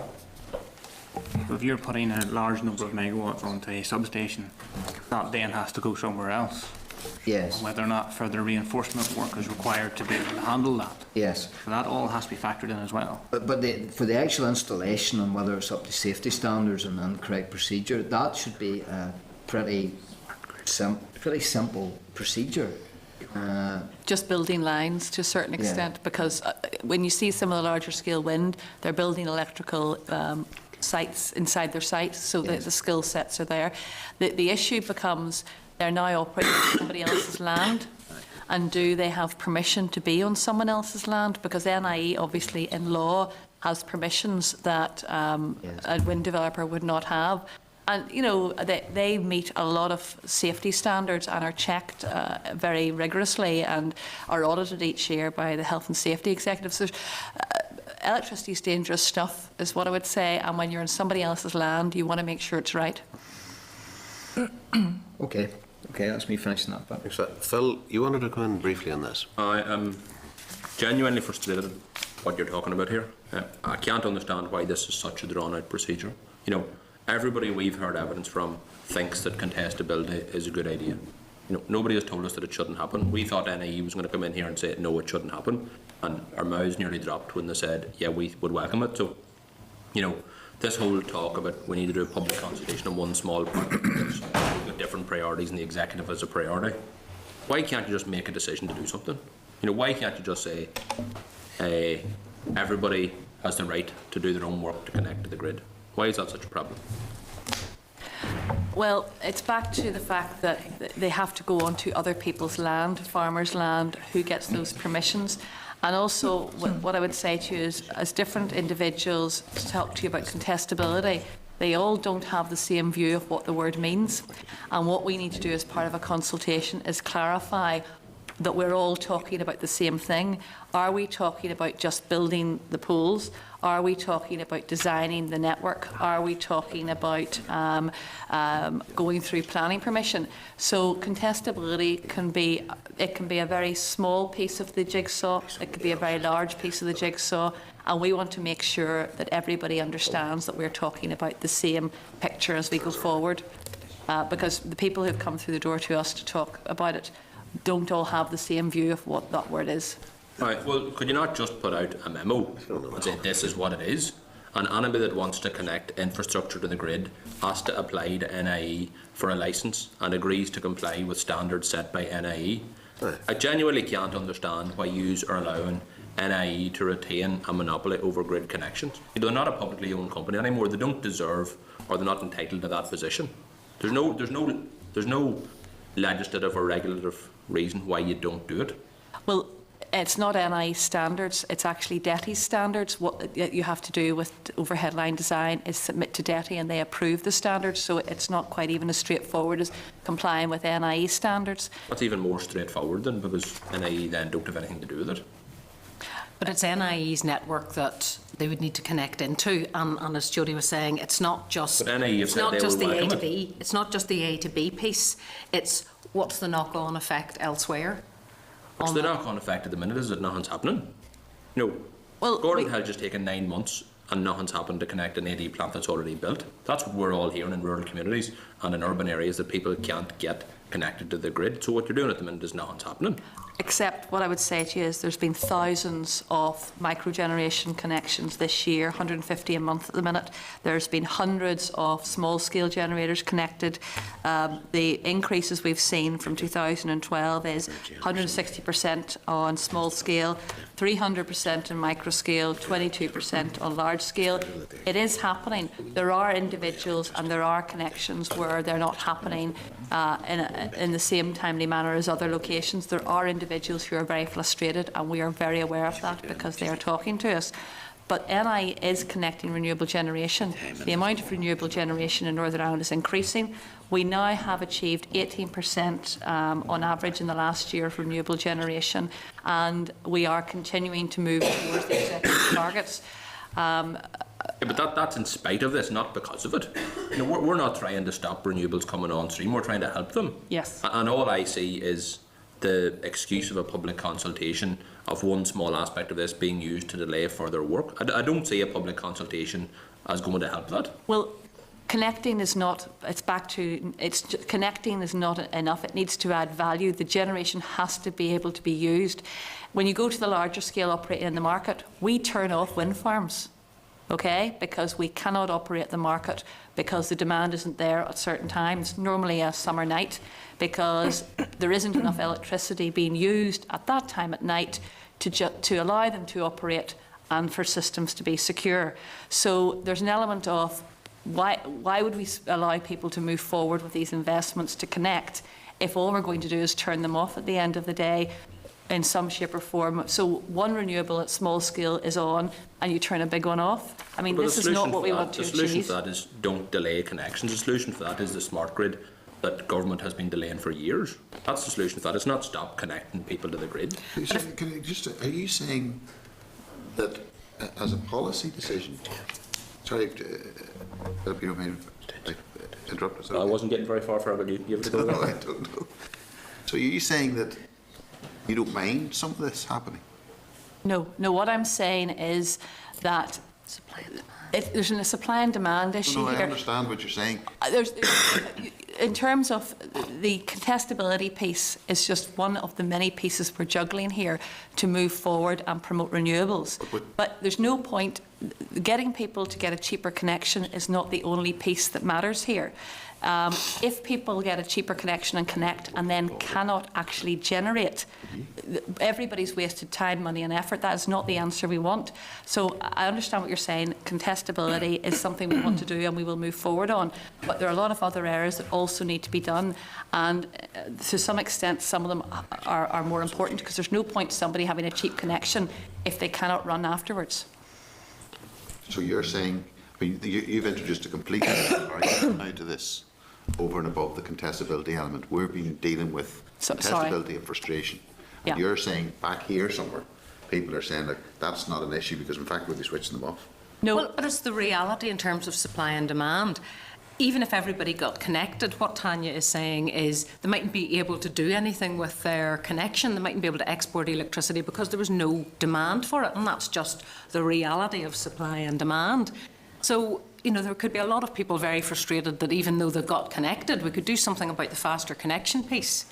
But even then, if they got connected, if they couldn't actually export their electricity, which is what's driving them to, you know, to get the connection, if they can't do anything with it because there's no demand for that electricity, they're going to end up doubly frustrated. So we've got to, as a regulator, we've got to look at that piece. We've got to look at that piece of it as well. It's not just about getting everybody who wants to be connected. I think there are issues about who pays for all of that and whether or not people, once they are connected, can have the legitimate expectation that they'll be able to sell their electricity, which is what, as developers, they want to do. Yeah, but Chair, we import all the time electricity into this country. The only time we export is, I think, around 5 or 6 o'clock in the morning. Surely there's the need. But then we get back to the bigger issues about intermittent renewable generation, which I know the committee fully understands, and the need to have the standard thermal generation from the like of Kilroot or from Kulkira that balances the system. The system's ability to take intermittent generation has limitations on it. That's why, and I was glad Tanya made the point, that's why the second north-south interconnector is so important. That's why some of the work that we're doing with our fellow regulators in Ireland, the CER, about trying to maximise the amount of wind that comes onto the system and can be managed on the system. That's why that project matters. So we're not looking at this in isolation, and I understand your frustration, but we're trying to look at all of the pieces that fit together to try and make this an effective way of getting as many people connected and able to access and use the grid as possible. And the contestability piece is only one piece of the very big jigsaw that we're looking at in terms of policy, in terms of operation, and in terms of our own regulatory role. Okay. Right. Just one brief question. I want to come back to yourself then, Phil, to continue with your line of questioning. Contestability, at that whole issue of grid connection, we heard already, south of the border, that can be done and is done. Have you ever thought of asking your colleague, your counterpart in Dublin, for the definition of contestability that seems, what we're hearing today, so utterly complex? We have a lot of detail about what they do and how they do it. They have a gate process, and there's a lot of frustration in Southern Ireland. I've heard information back that the frustration is actually, in some cases, they find it more frustrating, because what they do is they hold all developers in a gate, and everyone has to wait until the entire system moves forward. Yeah, but I'm not talking about the practice. I'm talking about the definition of contestability. Yes, and we also have the one for GB as well.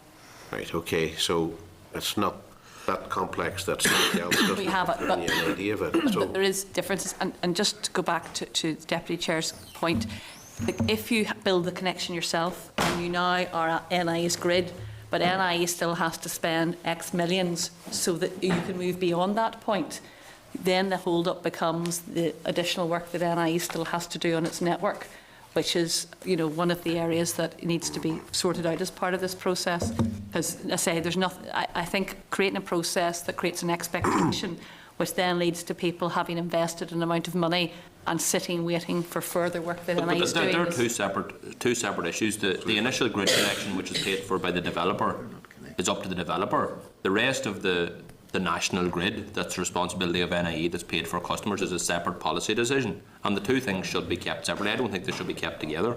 That if a developer wants to build the connection from his generator to the grid, that's dead on.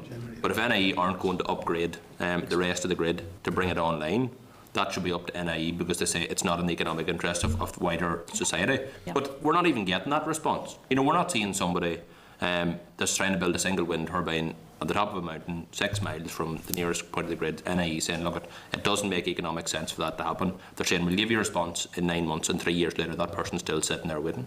And that's not good enough. And I would agree with you, and I think that's been part of the problem, that NIE haven't been frank and open and transparent enough about developers looking for a connection. If they can't get a connection, I think, if I were a small business, I'd rather know that I can't get a connection rather than being told you're put in a process somewhere that you'll not hear anything for 90 days. I'd rather be given an honest assessment. We cannot connect you at this time, because that at least would give me as a developer or a small business some certainty. So I absolutely agree with you there. We are pushing NIE to be much more open and transparent about the realities of whether or not they can or cannot connect.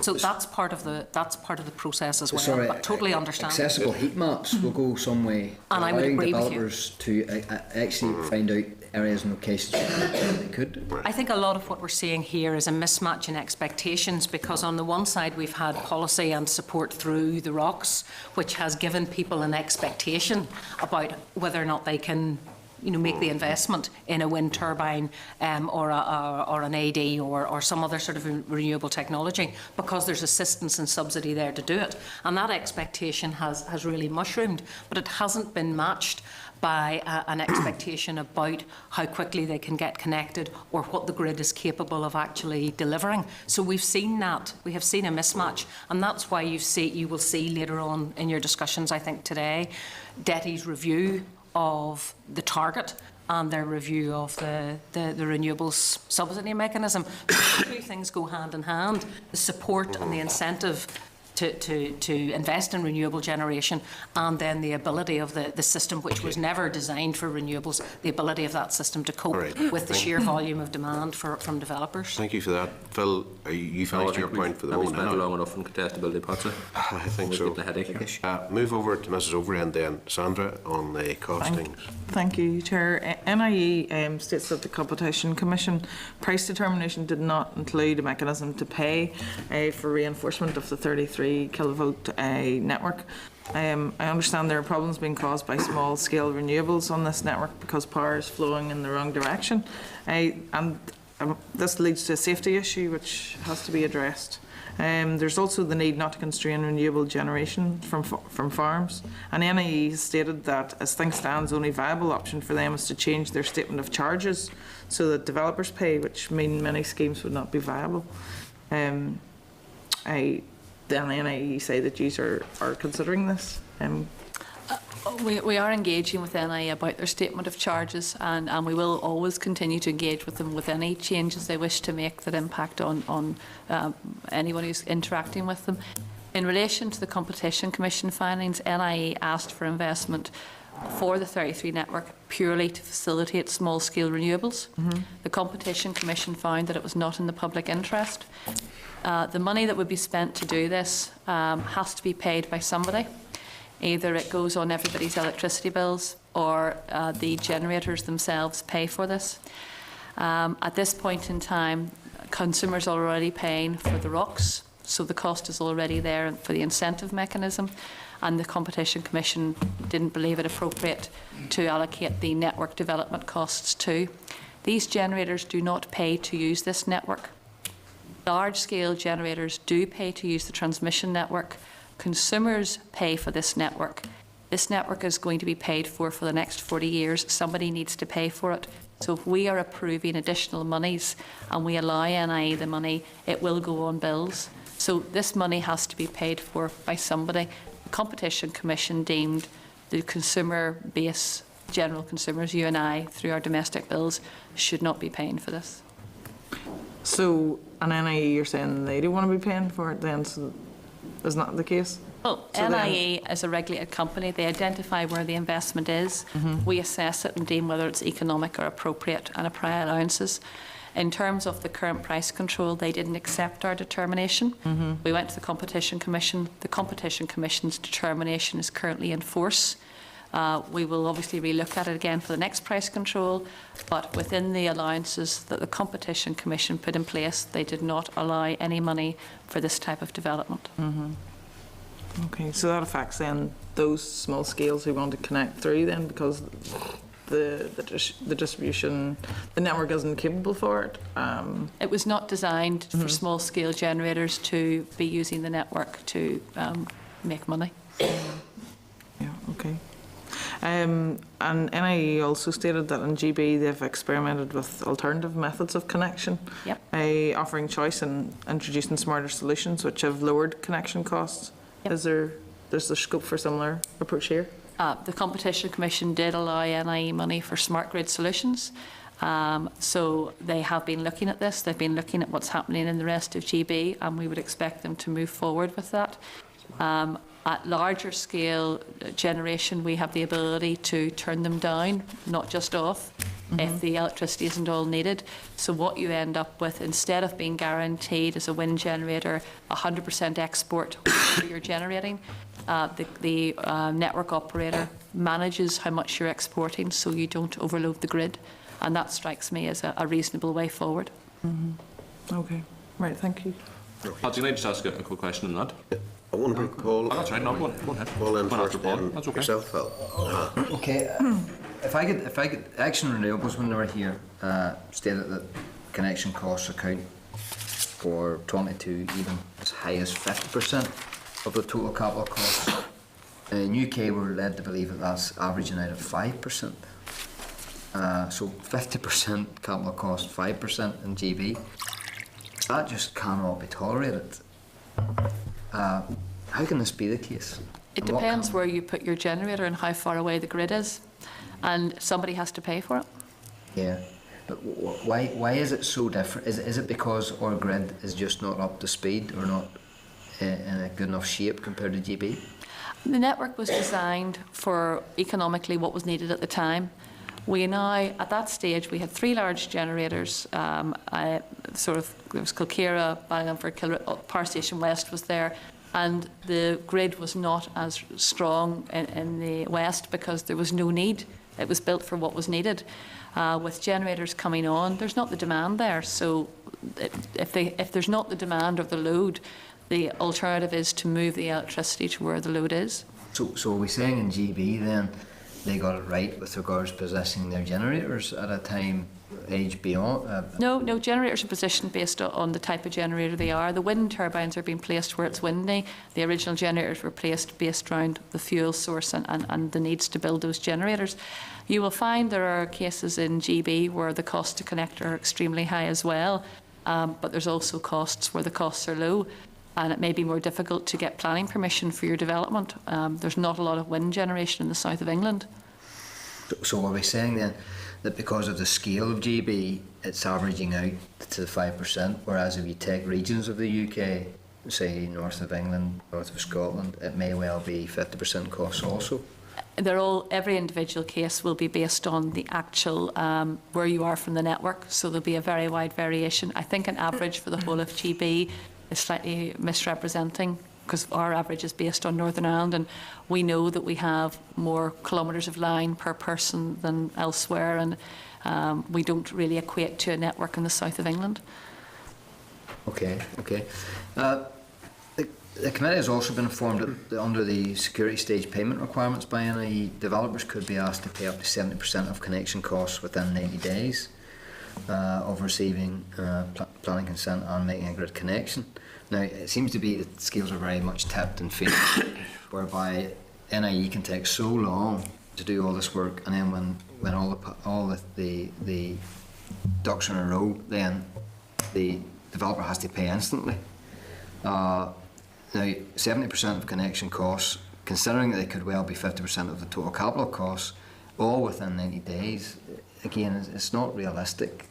Is there anything being done, or are you looking at ways of making that more sustainable and affordable for developers? Now, I know they'll be incentivised by ROCs and everything else, but surely that is a massive burden on any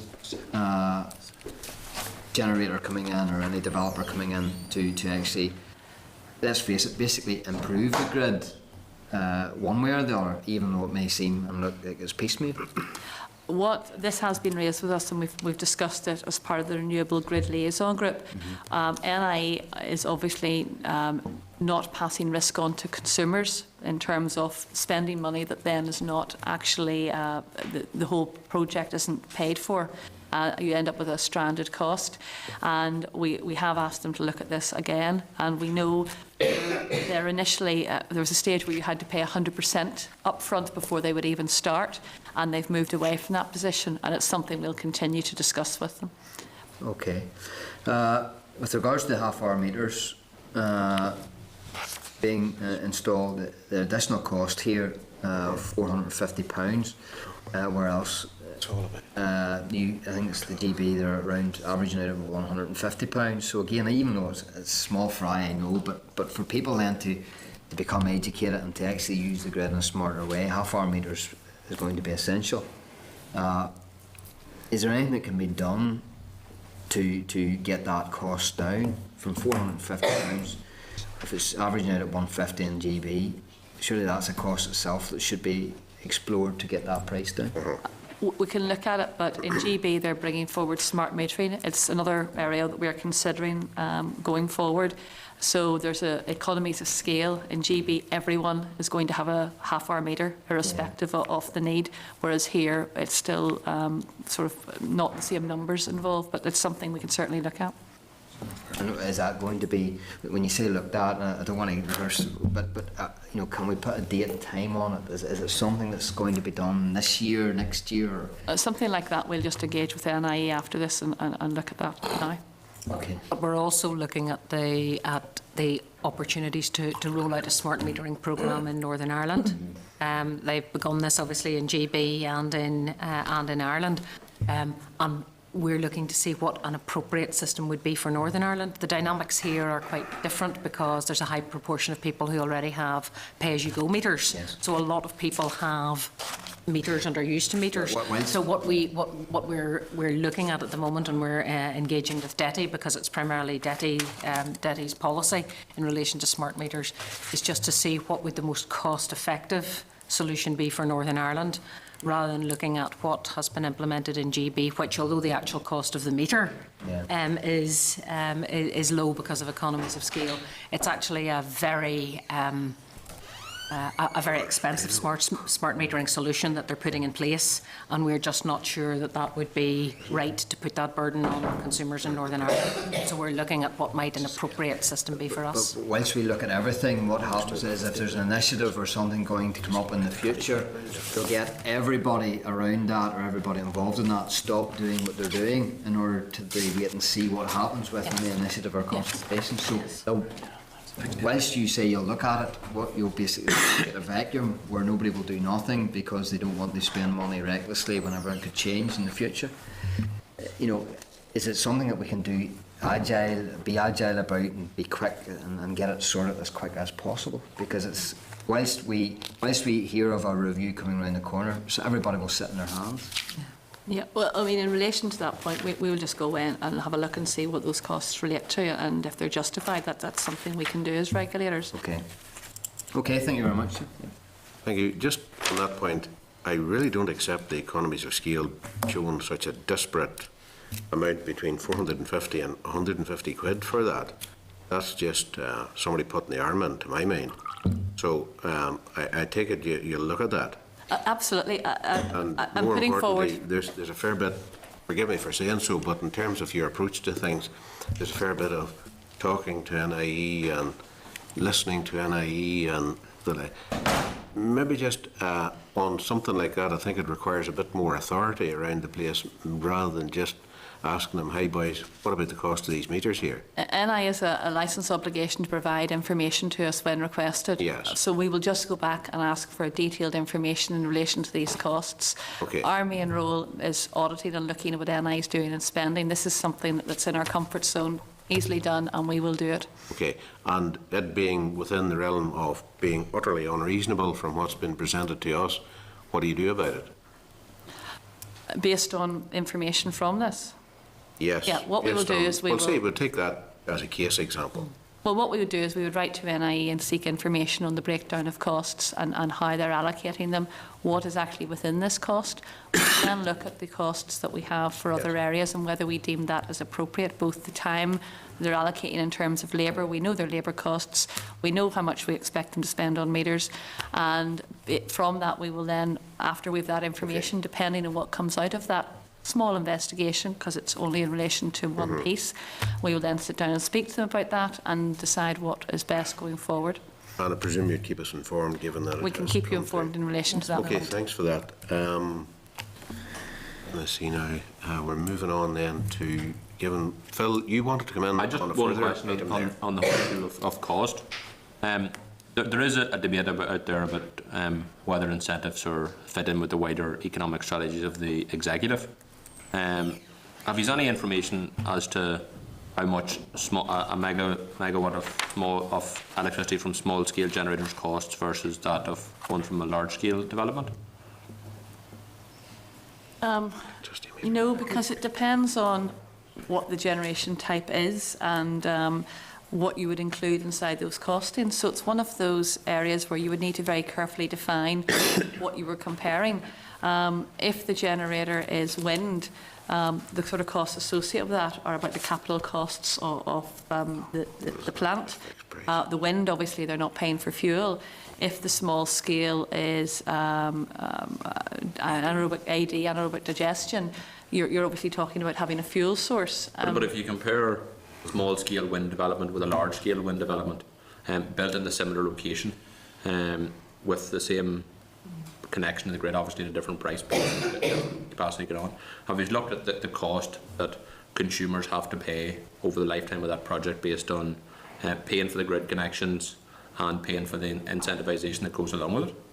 Well, the grid connection is paid for by the developer.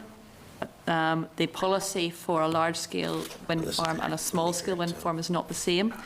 One is what was called a shallow connection and one is a semi-shallow connection. So there's different policies on what different developers pay in terms of what's needed. Large-scale wind, the capacity factor there would be much higher. It tends to be a lot windier and they have the ability to run a lot more often than a small scale. Large scale also has the ability to be turned up and down based on the need. So therefore, with small scale, it's either on or it's off.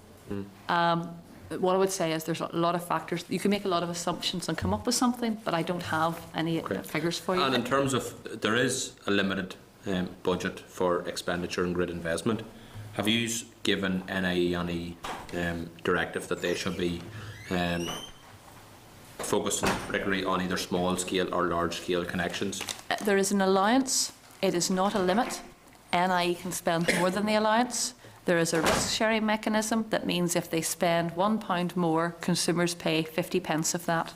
So it's up to NIE to meet their legal obligations, which in law means they have to develop the network economically, efficiently and in a coordinated manner. If somebody felt they weren't being connected and NIE had failed in those obligations, they can raise a dispute and we would be a dispute body. There is no limit on the amount of money NIE can spend. It's up to them to meet their legal obligations and develop the network appropriately. But in terms of your responsibilities under the energy order to protect customers and deliver value for money and all those type of things and protect customers from bills, has there ever been an instance where you've said to NIE, this connection doesn't make financial sense for customers, you shouldn't do it? Connections, the connection cost is to the developer, so that's up to the developer to decide whether it's financially appropriate for them. We protect consumers in terms of investment on the grid, not the cost of the connection. But it's like, when I'm talking about the connection, I'm talking about upgrading the grid along the way to facilitate that connection.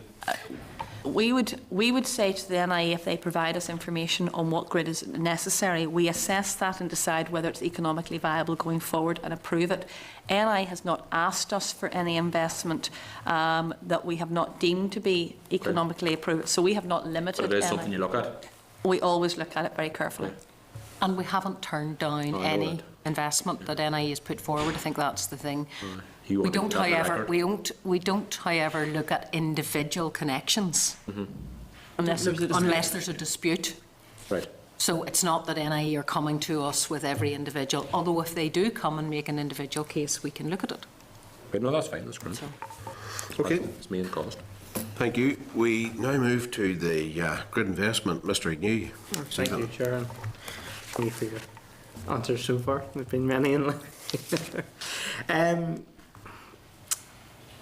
going back to a figure that I think, Jenny, it was that you brought up earlier, that there's 150 micro generators per month roughly coming online, equaling about 1.5 megawatts. We'd all agree that's fairly small scale in terms of the overall targets. Take that over a year, 18 megawatts, still fairly small scale. But if we look at something like a big project, the two tidal projects, I think I'm right in saying that both are 100 megawatts each. You're going to take roughly 5 to 7 years. You're about right.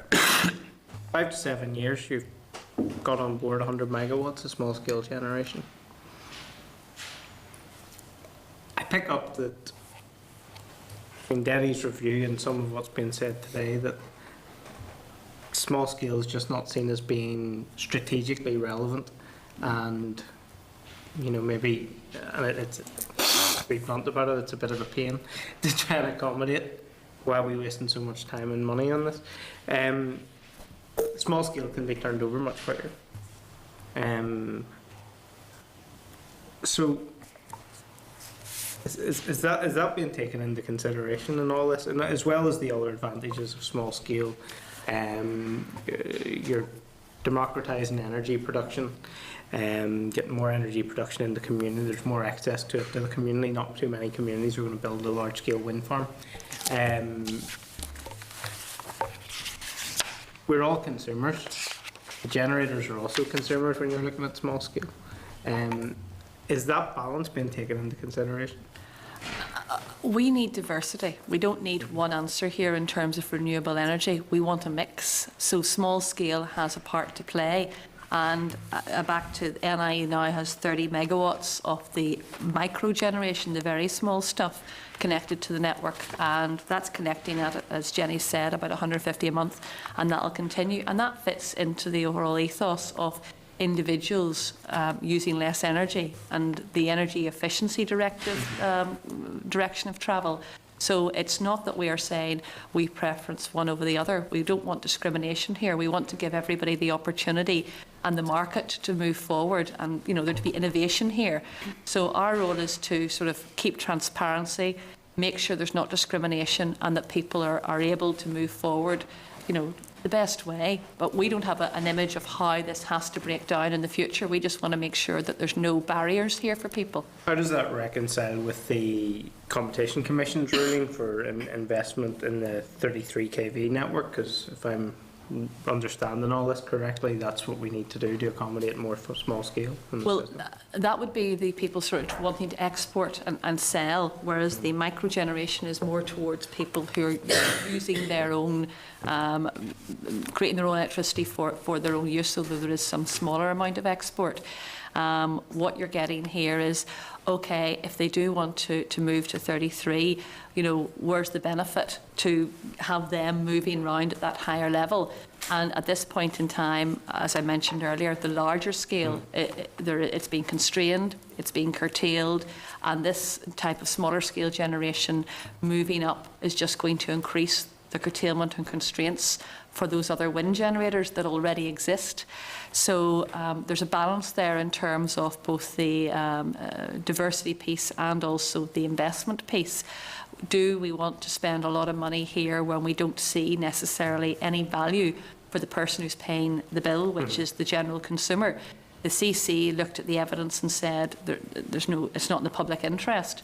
At this point in time, but this is not forever. This is simply in relation to this particular funding package, this particular price control. So the arguments are there, and we'll have to look at that in our, as we're starting to do already, in our next price control. So it was it's important to remember that the case wasn't there at this particular point in time. And maybe I'm misreading, but my concern is that the direction of travel seems to be the Competition Commission saying we shouldn't give the go-ahead for investment in the 33 kV network. Derry's reviewing the 40% target, and there's been suggestion today, I've interpreted it anyway, that maybe ROCs aren't working for consumers. So I suppose that's what I'm getting at. Are we in a position where we're saying actually incentivising small scale generation, it's too difficult to manage, it's costly, and we should stop doing it, or at least decrease? That's not what we're saying. What we're saying is that maybe building lots more network is not the answer. Maybe we need to think of other solutions and be more innovative here. Okay. NIE is suggesting that perhaps we can choose when and where they're used, turning them on and off as well. And we already do that at the larger scale. So, I mean, there's no point having all small scale to the stage where it's either on or off, because you need to keep your security of supply there. Okay. So, I mean, this is, there's an awful lot of change in energy at this point in time, and there is innovation, starting to come through. It sort of reminds me a bit of the step change between the occasional mobile phone and going, oh my goodness, look at that mobile phone, and suddenly everybody has two. So we're sort of at that transition stage in the energy industry, and who knows where we'll end up in 10 years' time. Our job is to make sure there's no blocks there and we allow this to move forward in the best way. Although we put in the network for mobile phones so that everybody can have one. But so careful that simpler analogy. technology, simpler technology. But I think back to the figure that I quoted right at the start. We've seen a growth of 234% in small-scale renewable generation over the past 3 to 4 years. That's a huge rate of growth, and we do need to look at grid investment, but to expect that to happen over a short period of time, I think is where there's a mismatch in expectation. We need to be looking at forward planning to accommodate both small-scale and larger-scale renewables. It sounds like what you're saying, it's not if then, but how. Are we just then talking about how do we move to smart grid? Is that what we're saying? What we're doing currently is not sustainable. There's too much demand. It's becoming too costly. We need to find alternative solutions. Is that smart grid? Well, just to be clear, the grid is already smart. There's not a step change that we've not been smart before and suddenly we're going to be smart in the future.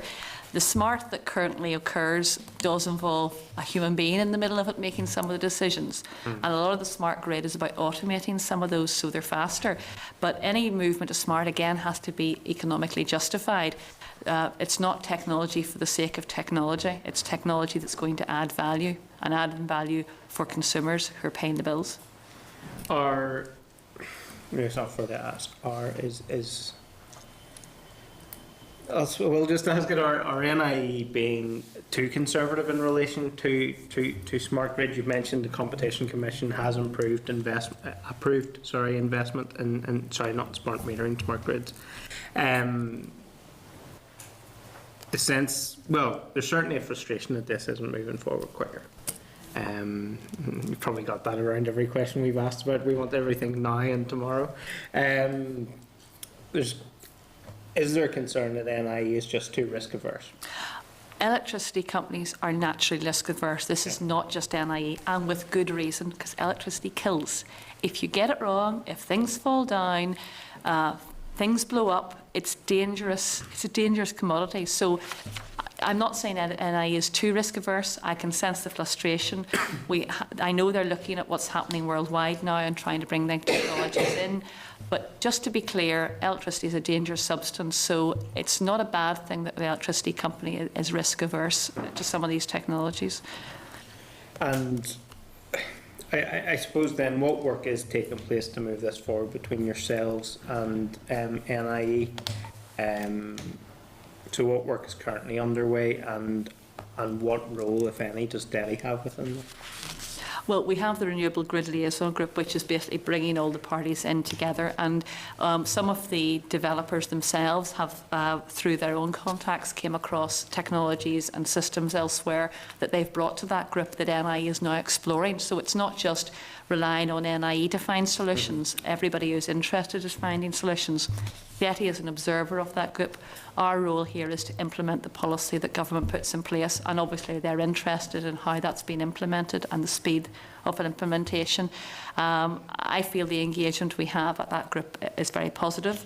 I believe that NIE is keen to find solutions and to move forward. They are feeling the pressure of these stakeholders wanting a solution sooner rather than later. So, and I feel as well that in the next year there should be some very positive developments. Okay. Can I jump in? Yeah, if you want to jump in. I want to raise, I do have to pop out for a few minutes, but that's not the reason why I want to jump in. I think it's an appropriate point to jump in. We've got people. I think there needs to be more transparency in this debate, because you've got people who are potentially planning for, believing they're operating consistent with a renewable energy target, thinking that they may potentially get a business opportunity out of it in relation to ROCs, but then can't find themselves operational. And from what you're suggesting, maybe even from a policy perspective, being held back. We've learned that the Sustainable Energy Interdepartmental Working Group hasn't met since its action plan in 2012. What's your view on that? at an executive level meeting to sort out some of these issues? Well, if I can answer that, because I was in DETI and was instrumental back in 2008, 2009 in the establishment of the Sustainable Energy Interdepartmental Working Group. Sedwig, as we like to call it. Sedwig, as we, yes, sounds like Hedwig. Sedwig, as Bound to be the first Harry Potter reference in the Stormont Committee. Sedwig was established because Minister Foster believed it was needed, and that there needed to be an executive level engagement. It needed to be cross-departmental, and it needed to be looking at a lot of these issues in a coordinated way. So you wouldn't expect me to say anything, having been involved in the establishment of it, other than, as I sit here now as the Chief Executive of the Utility Regulator, I think Sedwig was a good body, a good mechanism, and I'd be keen to see it re-established, and I'd be keen for the Utility Regulator to play a part. But is there a need for it now, given what you're talking about, the change in the debate, the change in actions, the change in the entire circumstances 2 years later? Is there not an urgency for it to meet? Well, I wouldn't disagree with that. I think it was a valuable group. It had a valuable role, and as I said, we are keen to see it re-established and to play an active part in it. Okay. Okay, fine. Are you done for it? Tying in with all we've been discussed is something I've been pushing for some time. Is this assessment, because we hear continually about the difficulties and the costs of bringing renewables online. What we don't seem to have is a big piece of work that's saying here's actually been the benefits to consumers in terms of cost. We know that, get the terms right, I think the system marginal price is lower when renewables only are on the system because of zero unit price, which benefits consumers, but there doesn't seem to be any quantifying of that. Now I know, I think I'm right in saying that DETI are working with you on trying to do a piece of work around that, but given DETI is undertaking a review, and we're talking about you're talking about your number of priorities, presumably this piece of work will feed in to a lot of the answers. Have we got a timescale on that piece of work? Well, on DETI's work, no, I don't know what the timescale for that is. But as I said, I think the policy piece is a key part of the jigsaw. So we were interested, I think, to see that you have a briefing from DETI on a number of aspects of this. So again, that's perhaps where the value of Sedwig comes in that there's a forum to talk about some of these issues with all of the stakeholders. If I can move very briefly to kind of the big scale side of it, I certainly recall your predecessor citing the 1 billion figure for the to move from this 27% that everybody seems to think that's achievable. The problem we'll get there, a lot of bumps along the way, but you know we're in the right direction to travel. And I'm getting very kind of nervous around 40%, and again, DETI's reviewing that. NIE's considerably estimated down its cost improvements in technologies and whatever down to 420 million. Does that make the I suppose what's the difference in impact on end consumers of that? You know, for so long we worked on the 1 billion figure. We're now considerably down to 420 million. Is that now something that's going to significantly reduce the impact of upgrade of the grid to accommodate 40% of renewables? It's reduce the impact on consumers? Well, what I would say is we never assessed the 1 billion. It was never submitted to us, and it was a figure that NIE voted, but we had no background to it. The smaller figure was submitted, the 420. The detail was submitted to us as part of RP5, so we're aware of the detail on the projects involved in that. That is not something that is all going to be delivered within the next few years. That's quite a long-term programme, and it's reliant on the North-South Interconnector happening, and there is money in there for the North-South Interconnector that if that does not occur, not only will that not be spent, but some of the following projects don't make sense either. The impact the 420 has on bills is something we have figures for, which we can provide to the committee. I don't think we have them with us. But that does not cover investment for small scale. That is purely the large scale, and the CC did agree that that was value and have given us a mechanism to approve that as and when it becomes crystallised. Okay. I suppose, well, it's related to the North-South Interconnector. It's always often the figure quoted to get us to the 40% renewables. I suppose what I'm trying to find out, is it more likely to be approved than a 1 billion figure? You know, does it make the 40% target more realistic? Because I got the impression from your predecessor that he was never in a month of Sundays going to improve a 1 billion investment, which... We didn't have any background or reason to accept a £1 billion figure. The 420 figure, we have more of a detail and background, but again, the North-South Interconnector is key there, so it's a matter of... Yeah, it's not going to be approved. Presumably the bid wouldn't go in, or the request wouldn't go in for 420 million without a certainty that we were going to be able to get the benefits and actually do something with the additional generation. Yeah. One final question, Chair, if that's okay. And, Please, just briefly, because Steve. It was an issue, and maybe you're not aware of it, about the connection of the offshore wind. There was, I picked up, and I didn't fully understand the issues, if I'm being honest, some level of dissatisfaction about the agreement of how it was going to be connected. Are you aware of a level of dissatisfaction, or what? Can you explain to us what the issues were from your point of view? Our awareness of offshore is that they are keen to bring contestability in, and that is something that they would see as a key part of the jigsaw for them in that development. So that is the only knowledge we have in relation to that. And is that still achievable within the time frame? We believe so. Okay. Thank you, Chair. Thank you.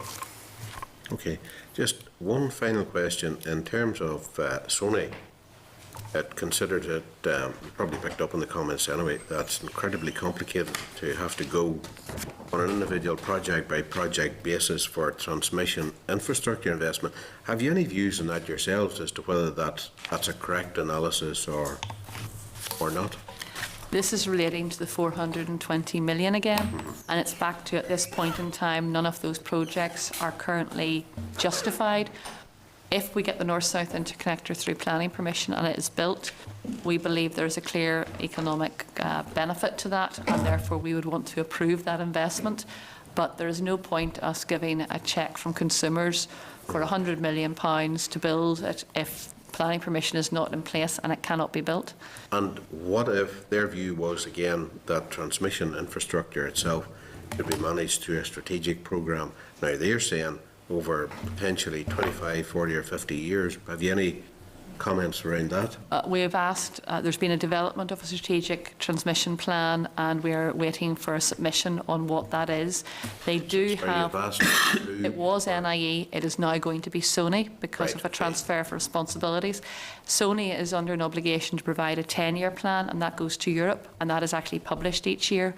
So we feel we need longer than that, but at the same time, right now we do have a 10-year plan for transmission infrastructure. Well, it begs the inevitable question again, how much longer than that do you feel? Well, I think initially we'd like going out at least 25 years. Obviously, the further out you go, the less robust it is. The 10 years should be fairly robust, but it requires certain other permissions to be in place. And again, we're back to the North-South Interconnector. I mean, this was originally a concept in, I think, 1994. The plan was to have it in place for 2012. I'm not sure when it will actually be built, and this large transmission infrastructure, you know, most of it does require planning permission, and you know, we've seen throughout the world these type of projects being seriously delayed. Okay, thanks for that. Phil, just, I know you were dipping in half an hour, Lumi, Patsy. 2 or 3 minutes, Lumi. How big of a problem is, and you've heard the difficulties we have, and you've heard it from everybody else about grid connections, how big of a problem is that for us in terms of reaching the programme for government targets and the 2020 renewable generation targets? We don't see this as a problem for that. We see there are issues for individuals. We need to improve the processes. But if you look at where we are now with 18%, and you look at the numbers that are currently connected and how the larger scale in particular are moving forward, we still believe that the target for 2020 is achievable. And I think you've probably heard that from a number of other stakeholders as well, that the target is achievable. Right. So are we just settling for the target, or are we trying to go well beyond it at this stage?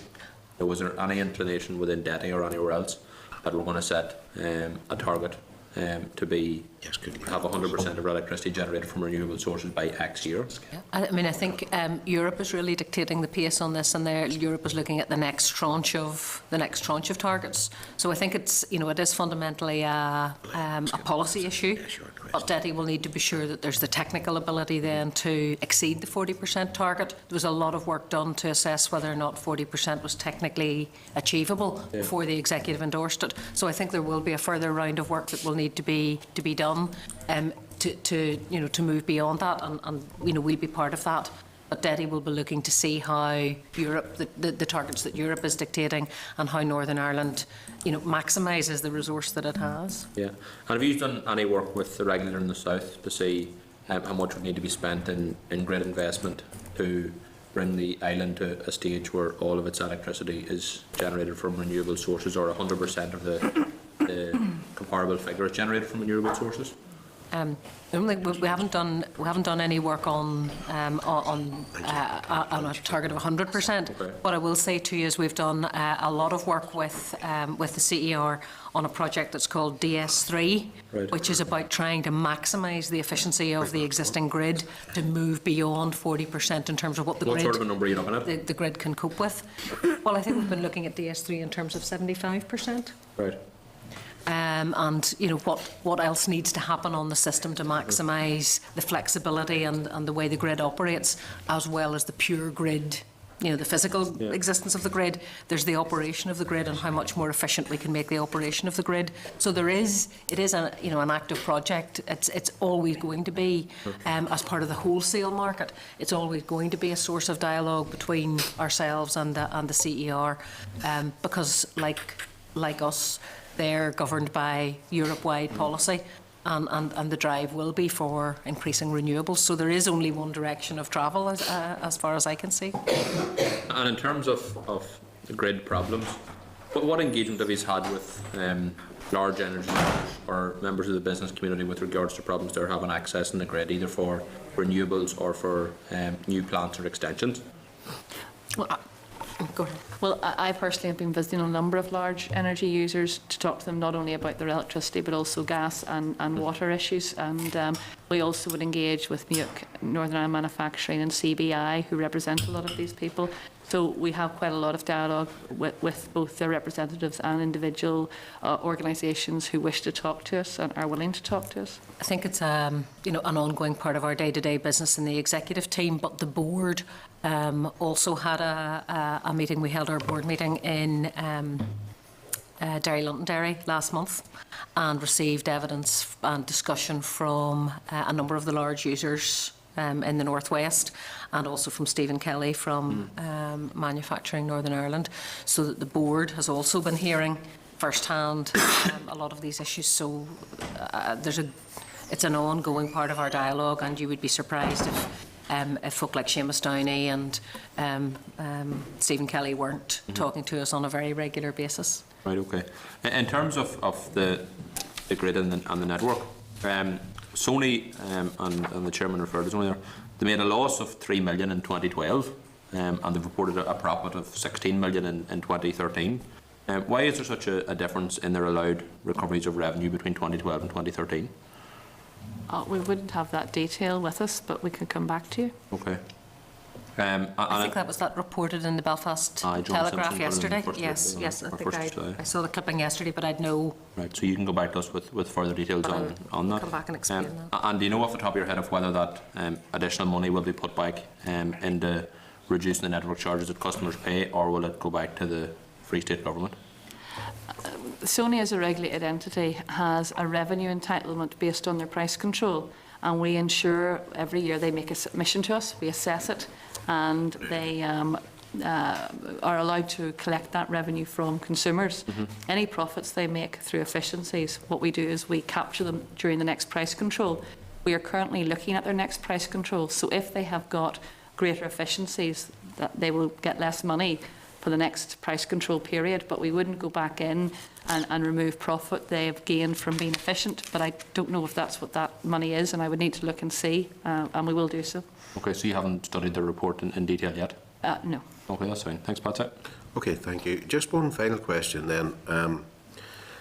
Whenever we heard from SSE, they were talking about the whole issue of, you know, having your planning consent before it goes to application or before it goes to connection, all that stuff. And they said that that was a good idea because it prevented the actual hoarding, for want of a better phrase, hoarding of power potential.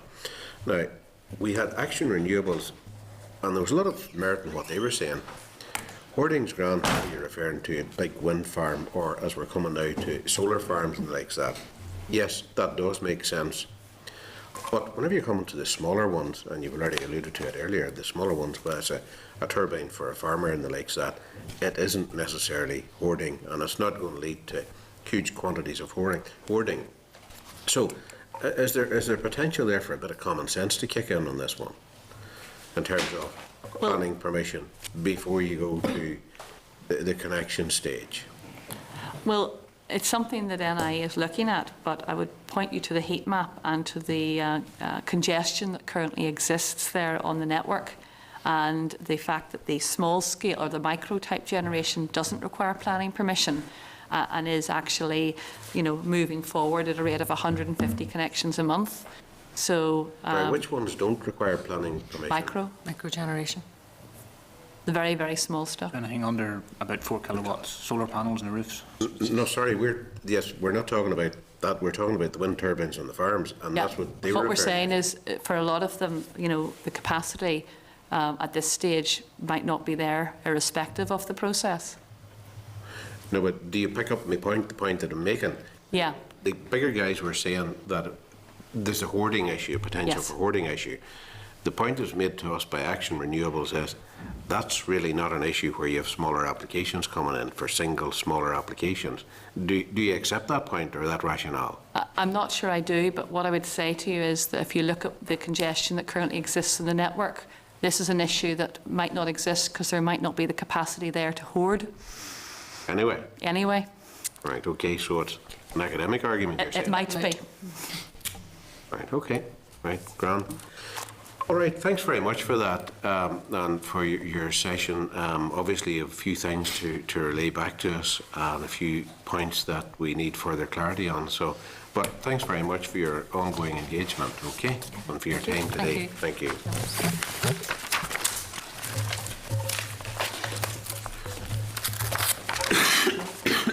Right, and obviously, if we have any further queries in writing, you're happy enough to answer those. Thank you. We noted that you've a number of questions. You're going back to other stakeholders, so expect. That's grand. Thanks very much indeed. Now we move to the next item, just if members are content that the issues raised by Simple Power, then follow-up question for NIE. What's this? Angela. Sorry, I've just got a briefing here. No, she's answered that question anyway. So, sorry, there were issues by Simple Power. If we're happy enough for those to be referred to NIE for answer, then agreed. Okay. Now we move to agenda item number 5, which is a research briefing by Assembly Research, the departmental responsibilities in oil and gas exploration. And we have papers with us today. Assembly Research paper on departmental responsibilities for oil and gas exploration, page 39, and correspondence from the department regarding petroleum production regulations. That's at page 80. And with us today we have Aidan Stennett, Research Officer, and Susie Cave, Research Officer. Now, we'll invite you to make opening comments in a minute. And just in regard to time, members, as we know, there's a bite of lunch has been arranged for members today for 1:15, so just exercise efficiency with the questioning. Okay, thank you. So, is yourself Aidan's going to front on this, or Susie, or? No, it'll be myself. Susie's going to talk about it. Okay, for sure. Right, thank you. Please continue then, would you just? Okay, thanks, Chair. A brief overview there. We don't need to go into all the detail of the paper, just if you give us the salient points, could you please? Just? Not a problem, Chair. Okay, the first point to raise is the complexity of the oversight process. We've got 4 pieces of legislation that deal specifically with oil and gas exploration, and there's another 14 pieces of legislation that deal with other parts like the planning, waste management and health and safety. Then principal oversight is split between 2 departments, that's Enterprise Trade Investment and DOE, but their arm's length bodies also have a role, Environment Agency, Health and Safety Executive and the Geological Survey. And then the second important point is to emphasise how interdependent a lot of these roles are. For example, the DETI's decision on whether to grant consent to drill and or fracture will be dependent on the Department of Environment's decision on planning, which is in turn dependent on the licence holder securing all their relevant environmental permissions. So this is demonstrated, I suppose, in the diagram which is on page 55. It shows interdependency and the complexity of the different bodies and processes feeding into it. And then I suppose the final point, this is an introduction, is that oil and gas exploration in Northern Ireland is still at the very first stage, the exploration stage, and so no operator has followed that, or licence holder has gone through that roadmap from start to finish as yet. There's the table on page 44 of your packs summarises the whole paper. It's over a few pages. I suppose with time, there's not time to go through everything in much detail. But just to say, I suppose DETI starts off granting the licence, and that decision is made based on the technical and financial capabilities of the applicant and the way they intend to carry out the process, amongst other things. Then DETI will also agree a work programme for each stage of the licence, for the initial terms, the second term and the production period. They also movement from the initial term to the second term is dependent upon completion of the initial terms work programme. The regulations hold that by year 3 the licence holder must have completed part 1 of the first term of the work programme and undertaken to undertake the work of part 2. Should this not occur, the licence will automatically cease, but the department has a power to override this cessation. And that is other responsibilities. Approving the operator for drilling, that's distinct from consent for drilling. The consent to drilling and the consent to fracture and the consent to an extended well test are all dependent upon the planning and environmental permissions being secured for each activity, and that's something Susie can address. So if I'll just stop there, and if Susie, do you want to? Yeah, I'll just continue just very briefly on the Department of Environment's role through this process. So obviously the DOE is responsible for the planning aspects of oil and gas exploration. Now there are mainly, well also as well for giving the environmental permit and consent. So there's sort of 2 main aspects. In relation to the exploration stage, there's permitted development rights. So that means there's no planning permission required for some of those aspects. However, full planning is required for the actual extraction of gas. Now the department's oversight covers, starts with the pre-planning sort of consultation stage with the applicant and key stakeholders and assessing the need for environmental impact assessment. And detailing the requirements of this assessment, which is to be presented in an environmental statement that goes along with the planning application. Now, if the department decides that an environmental impact assessment is needed for the exploration stage, then full planning application then is required. Also, if consent is granted for exploration, then a further application must be made for the actual extraction.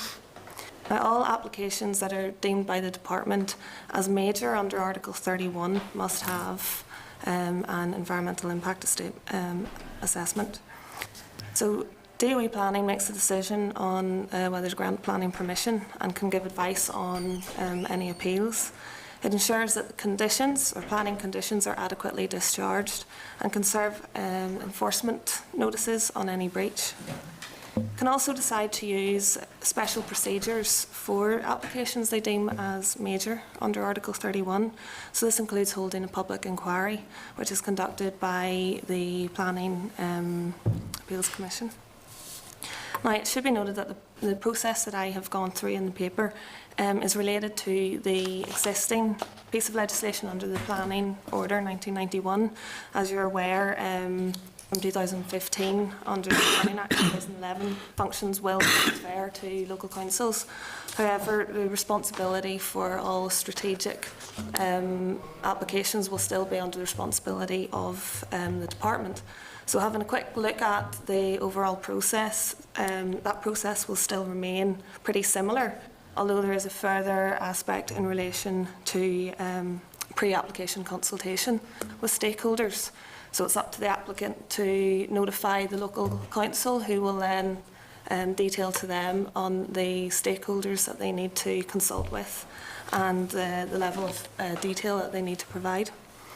Now, as well as the planning consent, obviously there's environmental permits required. So that's under the Environment Agency. Now, the agency will also provide an advisory role to the department on assessing whether an environmental impact assessment is needed. But it's also one of the key stakeholders in consulting on the application.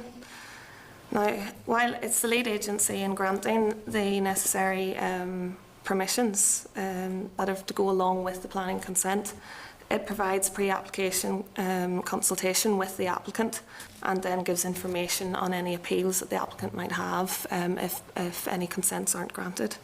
So that's just a very general overview of the paper. I hope it was comprehensive, but if you have any areas that you want... okay, thanks very much indeed for that.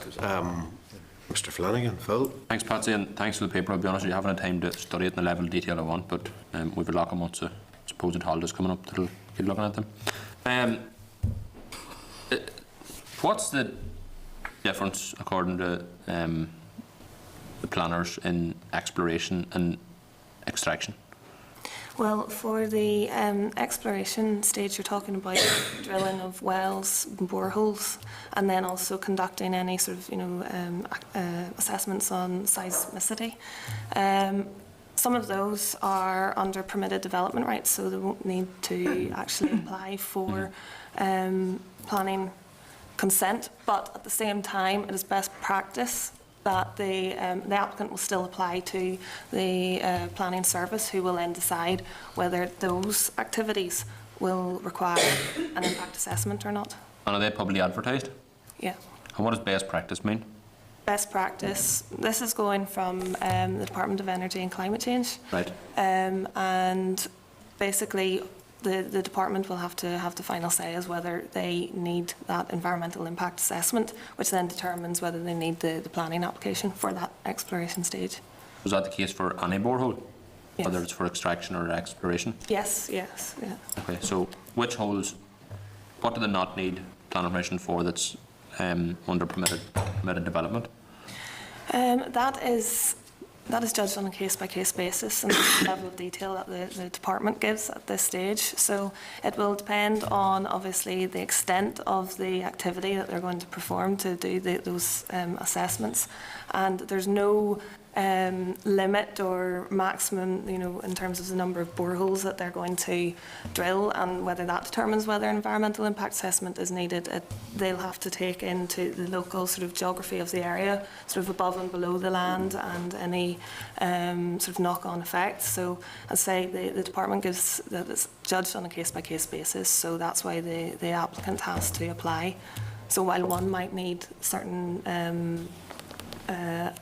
consent, then another one might not, another development. And under a petroleum licence, Aidan, what rights are included to a licence holder to drill holes in the ground?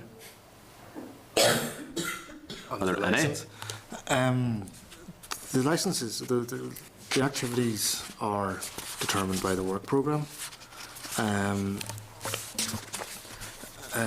If you go to,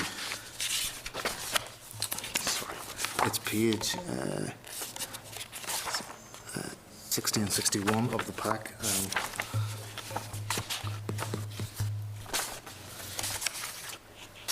That sets out what each licence holder is, the work that's been agreed between the licence holders and the department for the first 5 years. Additional work will be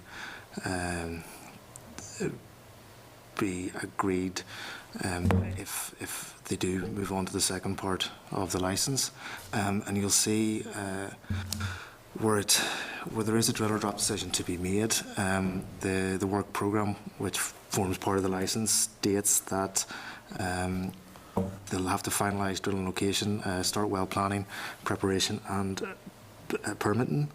So at the minute, the licence states that they can, that in years 4 and 5, we're taking just the first one here, Infrastrata, that they will drill a well to a minimum of 200 metres depth, but that will be predicated on these aspects, the well planning, preparation and permitting. Right. And that'll be dependent on the planning, on the application that they make, and whether they have to perform the EIA and then further planning consent. Okay. Well, there's a planning application. If you go look at the third licence there from Rathlin Energy, there's a planning application in currently for a borehole of about 2,700 metres. Has any decision been made as to whether that needs an environmental impact assessment carried out? Nothing has reached that stage yet within the planning development stage, so they're obviously at the stage of the consent. I'm not 100% sure of the DEDI consent process, but once they perform their exploratory like desktop studies in first year, the third year. Right. So it's like nothing has actually reached the department to make any decision on whether environmental impact assessment is needed as yet, but it will once. Right. If we go to page 29 of your paper, it talks about advertisement of and consultation on finalised planning obligation, and it says the department also consults with organisations that have special expertise. Who has special expertise on this matter? Well, the statutory consultees within the department are obviously the Environment Agency, Road Service, NI Water, but the department can then also on a case-by-case basis decide who else they should bring in. So at this stage they haven't given any detail on the other consultees. I suppose it will depend on the location as well. Right, okay. Thanks, that's it. Thank you. Mr. Agnew, Stephen. Thank you, Chair, and thank you for the briefing. Like Phil, I haven't given as much consideration as I'd like to, but DEDI, when they last presented us to us in these licences, I think they said something along the lines of they've an open door policy to grant of licences, or effectively if somebody comes forward seeking a licence, as long as they can demonstrate they can do the obligations, they'll get a licence. But we've been told what they haven't done is issued any fracking licences because, well, this is only the first phase, it's only exploratory. That's what we keep being told. In your understanding of it, Aidan, should any of the companies involved meet the conditions of the initial term of their licence, can DEDI decide you know, for policy reasons or for whatever, we're not going to grant you the second term, or have Denny committed by granting a licence for the initial term to grant the subsequent term should the companies meet their conditions? That's To ask you an easy one to start. it's I don't want to get into the legal determination or interpretations of things, but the 2010 regulations, they state that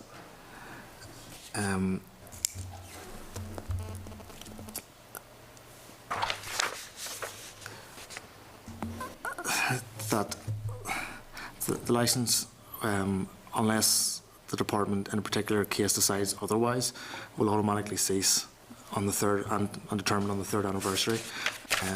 Should the department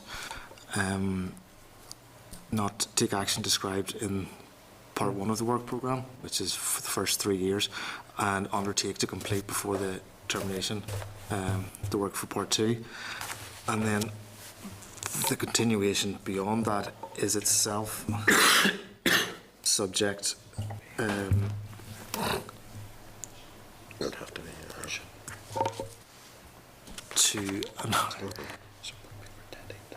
subject to conditions, and if I go into them, but it does seem to be that there is this the clause here that says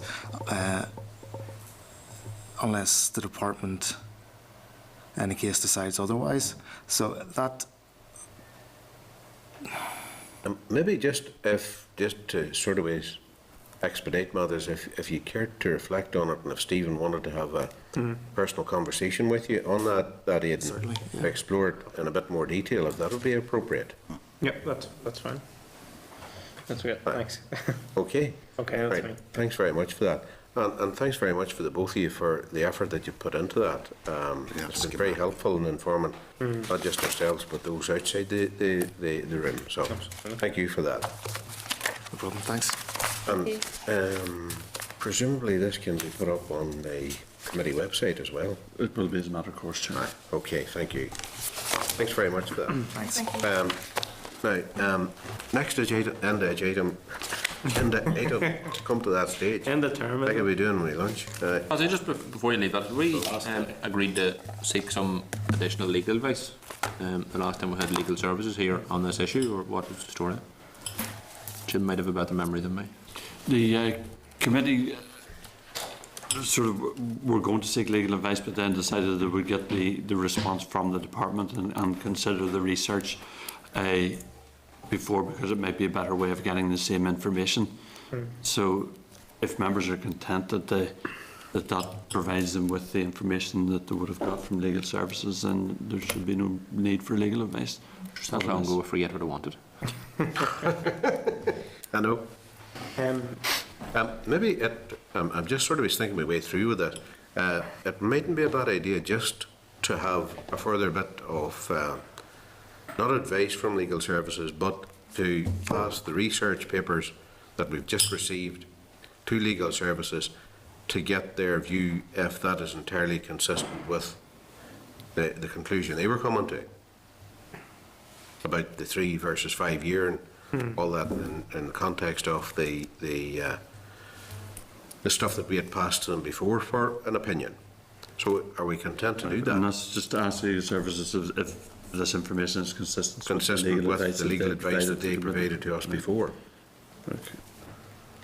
Okay. Agreed then. Now, Sorry, just before we move on, very briefly, would it be possible, I know it was a fairly brief session, but sort of subsequently to get that session hand-sorted? Retrospectively, yeah, that's the term. Here we go. Chair, it wouldn't be normally routine. This is advice. Research. It's not a formal oral briefing, so it wouldn't be normal practice to answer. The recording is available. Okay, no, that's fine. I can get the recording. No problem. Chair, I just checked something as well. I'm still a bit unclear about how decisions are made, and I think that's with it because there obviously are different responsibilities here in terms. Yes. And the paper that Aidan and Susie put out is very good. But in terms of the process, I wonder if there's somewhere we could find out. You know, there are people here, and it's clear that their paper that the Department of Environment can stop something happening because of from planning point of view, but there are other agencies now as well. I'm just wondering how they come to make a decision. Now, that just give me a quick example. Say if the Department of Social Development is doing a public realm scheme, say in the centre of Belfast, they have to have plan permission, so they'll not go out and announce it, I would imagine, and then somebody come back and say, oh, by the way, you haven't got plan permission. No, you can't. Yeah, it seems to happen in some Like of these Gareth cities. Brooks looking for to run concerts in Dublin and the council not giving them to him. Yeah. Such a thing could never happen. So I wonder if we get that information about how decisions are actually made, and there is there cooperation not just between the departments but also the agencies as well. Maybe it might be useful if we got a contemporary update, if there is anything further live at DETI around this issue, but also from via the DOE committee to ask what's actually happening there, if anything, at DOE or Planning Service. And what I mean by at DOE is including NIEA and Planning Service and any other level of expertise, Chair. Aye. And dealing with the issue. That was an issue that came up there as well. So if we could establish that, so that's going to be. Well, sorry, Chair, just to be clear, I'm not well, really sure what I'm just the going asking for. to summarise. Just want all the answers, Jim. Jim, just give us all the answers. An update from DETI as to where they are with this particular one, if there's anything new or different has come in. Likewise, an update from DOE as to what they have received, and by DOE what they have received I mean both Planning Service, NIEA and any other statutory consultee, and likewise that applies at DETI because I saw HSE-NI mentioned in there too around just received in relation to this Tamboran application, which is stimulated information that is any of the four. Yes, any of pardon. Any of the four. Not just Tamborans. Well, okay. So that's any information to either DETI or DOE in relation to any of the four petroleum licence applications? Yes. Okay. Okay. Now, can we move very quickly because we need to get up the stairs here too. Matters raising this is from page 84 onwards. I know. Print industry in Northern Ireland, page 85, corresponds from Byrne Partnership. If members are content to note, this is following our briefing with them. Agreed. Next item, Strasbourg Declaration on the Social Value Framework. At page 92 is a copy of the report from the Brussels Liaison Officer entitled Opportunity and Key Priorities for Social Enterprise in Northern Ireland. That's at page 92. So if members have any comments, or are we content to note? Yeah. Agreed. Thank you. I've seen that. January 2014. But anyway, Programme for Government Commitments Progress Report to the 31st of March 2014. This is at page 109. As a response from the Department, a series of questions the committee had asked in regard to PFG targets.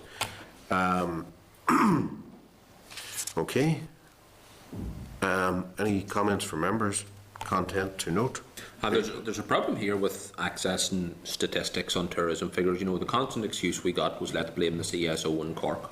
But even though they can produce the figures for visitor numbers for the 26-20s within a matter of weeks of the quarter being over, we have to wait 6 months for the same figures. So I'd like to know why it takes so long to get statistical information on the number of tourists that's coming here.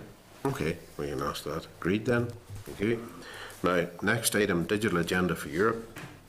At the meeting of the committee on the 12th of June, we considered a briefing from the Department on DAE, Digital Agenda in Europe, and the Industrial Flagships Policy Initiative. Members had noted at that time in relation to the broadband goals of the agenda, the Department was actively working on those goals with the current project to deliver better and faster broadband. At page 113 is a response from the Department in regard to the committee's request on that. So unless members have any further comments, are they agreed to note? Agreed. Next item is Electricity Policy Review Part 3, Grid Connections, follow-up information from DETI briefing. Page 115 is a copy of a study which details the work done by the Department in order to agree a target of 40% in renewable energy for the current programme for government. We had requested this following our meeting where we were briefed by the Department on the 5th of June. So, agreed to note. Great, thank you. Now, next item then is Northern Ireland Tourist Board.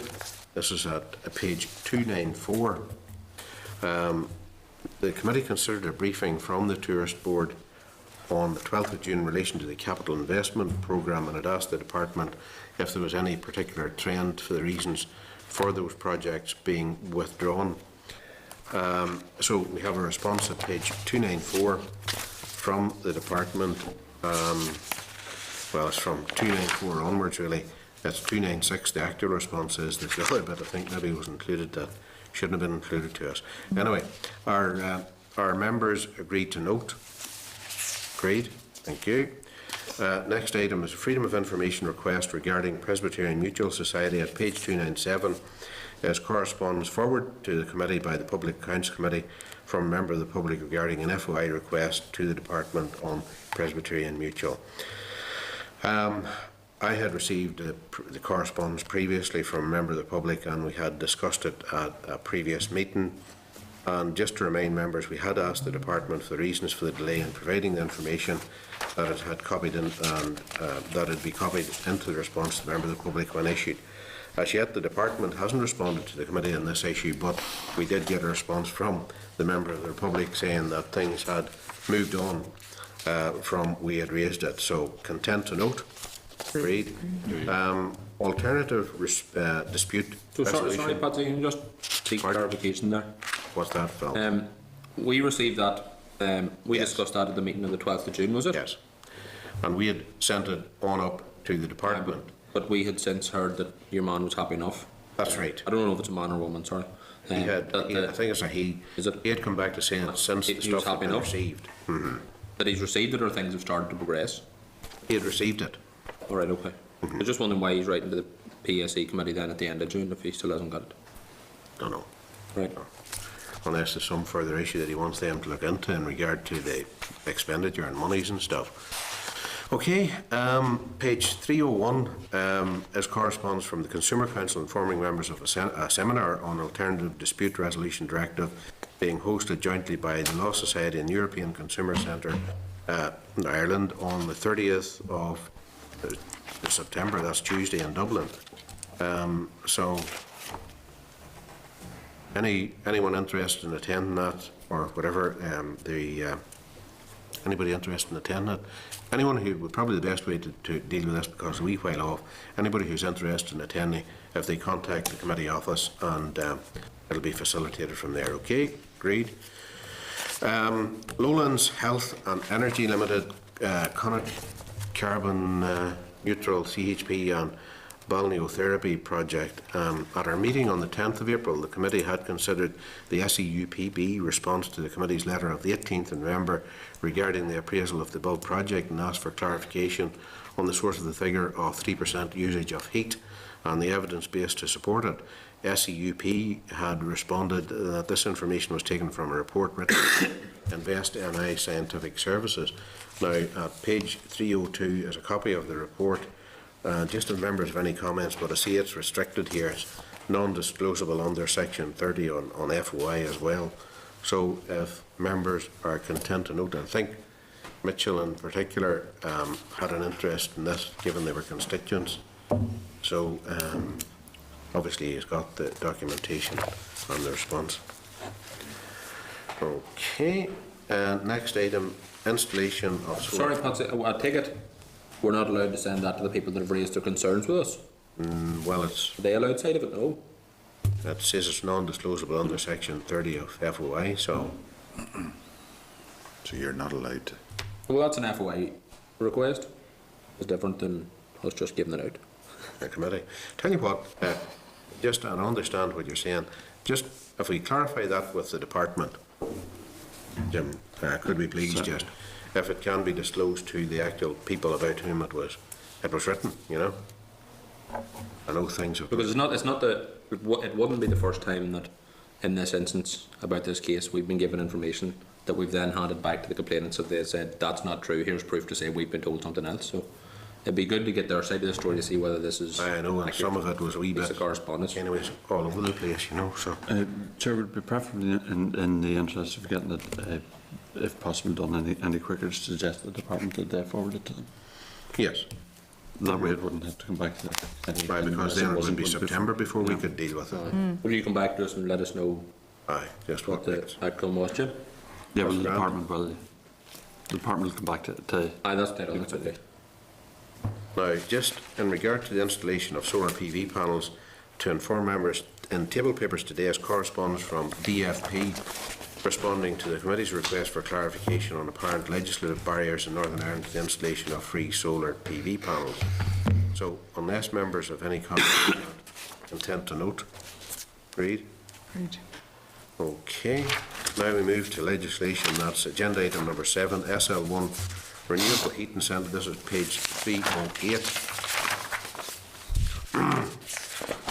And this is there's a cover note there, and there's the regulations as well. Okay, it's the SL1 itself is subject to affirmative resolution. The proposed date of operation is autumn. Well, what was that? Autumn 2104. 2014 is down. Well, it could be too. You wouldn't know. The way things move around this place. The regulator probably have to consult on it. This is the committee's opportunity to consider the policy set out in the SL1, as it isn't possible to amend once the rule has been made and laid in the Assembly Business Office. Content with the policy proposal at this stage. Agreed? Just on that, we'll move on. Sorry. Even? Yep. Yeah. No, it's just a question of communication, Chair. I get asked about this all the time, and I'd submitted a question to the department. The timeline in this has always been June. Well, I think initially it was supposed to be at the start of the financial year. They put it back to June, end of June, which we've obviously passed. And now we're saying, well, it'll happen some point later this year. There's obviously a sector out there reliant on this in terms of progressing things. I suppose I'm making a point. I don't know if we raise it to the department how they communicate with the sector on these issues. Okay. You know, because they should be kept informed of when legislation's coming. I was under the impression that deep geothermal energy was going to be included as part of phase 2 of the renewable heat incentive. And that would have been told by the department that they hadn't included in the consultation, but they were going to include it in the scheme. Now they haven't included it. So, yep, that was what we were told. Right, so I'd be reluctant to approve this until we get clarification on it, because it was my understanding that that was going to be incentivized.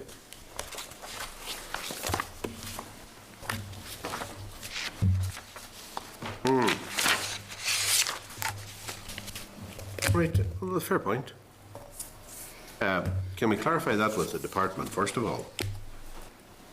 Sorry, Chair. Maybe this isn't phased. Is this? Maybe I misunderstood. Is this phase 2, or is this slightly amending the existing phase 1? No, this is phase 2. It includes domestic. Oh, okay. So, do you want that clarified or not? No, I don't mind. Are ground source heat pumps not included? No, ground source heat pumps and deep geothermal energy are different things. See, if you'd have been here at lunchtime on Tuesday or Monday, you would have an exhilarating performance somebody from tomorrow about it. Sorry, Chair, is deep geothermal energy not referred to electricity generation rather than heat? No, it's heat. I don't know. Yeah, it is heat. It produces hot water, Jim. Right.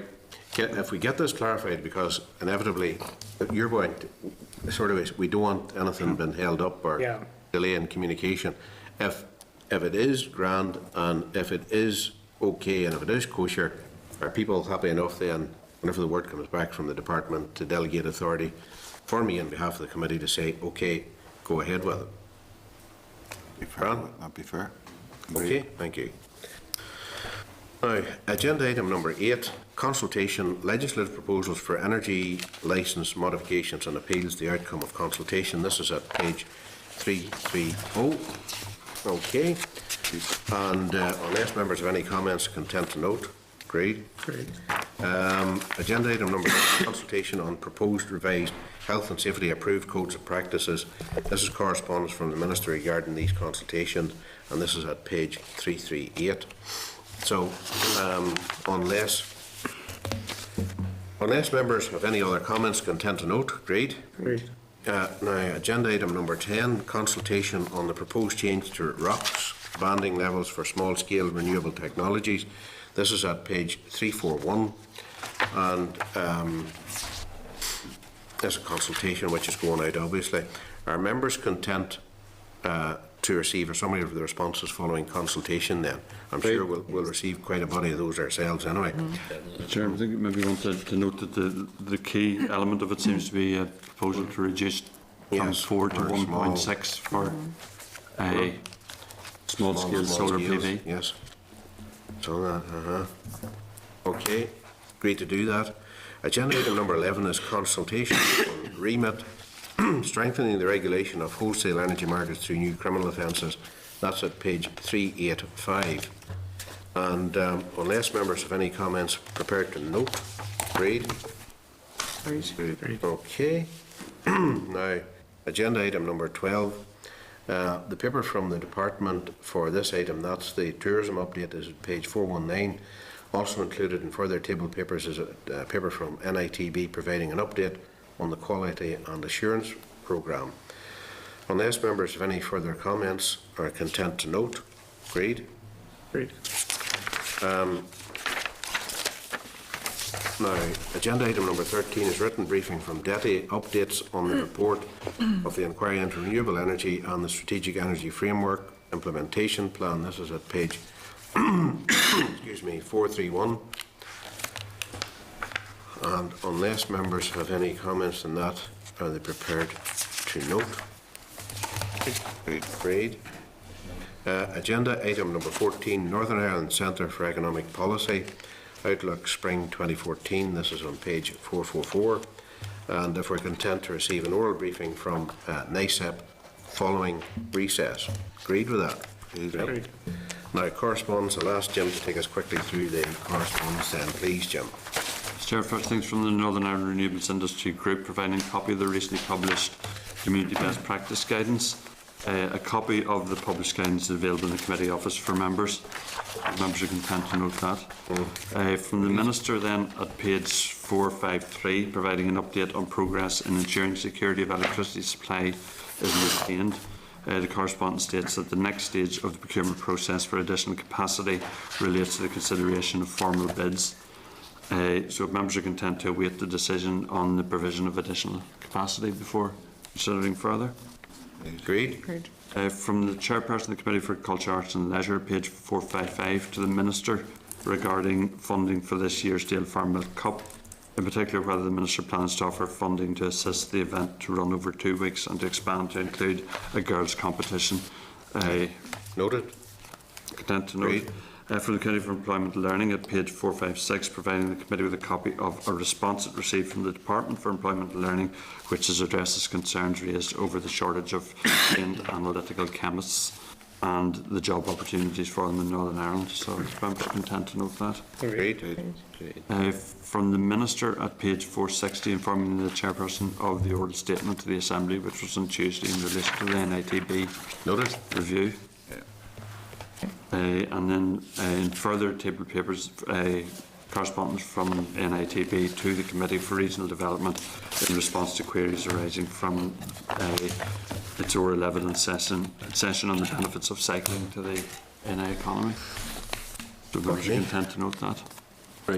Great, thank you. Now, agenda item number 16, a written briefing from DETI, review of the NITB and wider tourism structure report and consultation document. We have tabled today that report of the review of the Northern Ireland Tourist Board and wider tourism structures.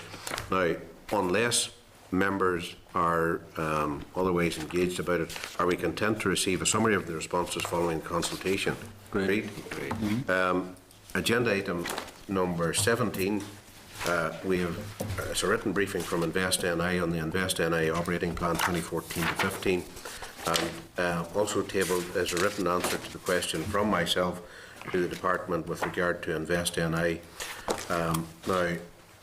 If we're content to consider first of all the operating plan when InvestNI briefs the committee in the autumn, agreed? Yes. And the written the question from myself refers to the FP7 Horizon 2020 SBRI and the likes of that, queries around that. So just as a further follow-up to that, if members are that, if we can just establish from the department about the actual number of those is back to the previous point, the actual number of those that have been offers that have been taken up and total expenditure around those that have been actually committed, and that the businesses or the projects have successfully drawn down.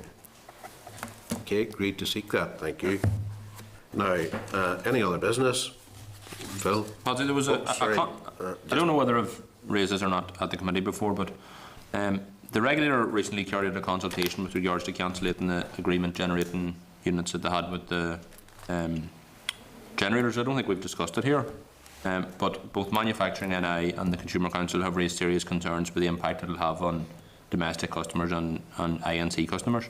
And I think it'd be useful for us if we can get a briefing on it at an early stage. So can we contact the regulator and ask them not to make a decision on it until the committee's had a chance to look into it and feed our views to them ahead of any decision? Well, we can ask them that. Aye. Okay, agreed then. Whether they do it or not is another thing, but anyway, we can ask them that in light of.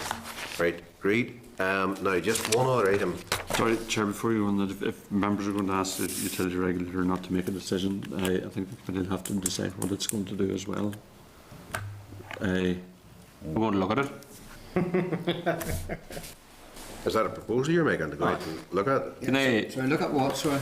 Well, they had carried out a consultation to cancel the generation agreement units they had with the power plants, which is going to give them back millions, if not tens of millions of pounds, which is going to have a serious impact on domestic and non-domestic electricity customers. It's going to put electricity prices up significantly, I'm told, but the committee weren't informed of the consultation taking place, and I'd like to see the same way that the DEDI give us the ability to look at a summary of consultation responses and feed into any decision before it's made. I think it'd be useful if the regulator would afford us the same courtesy.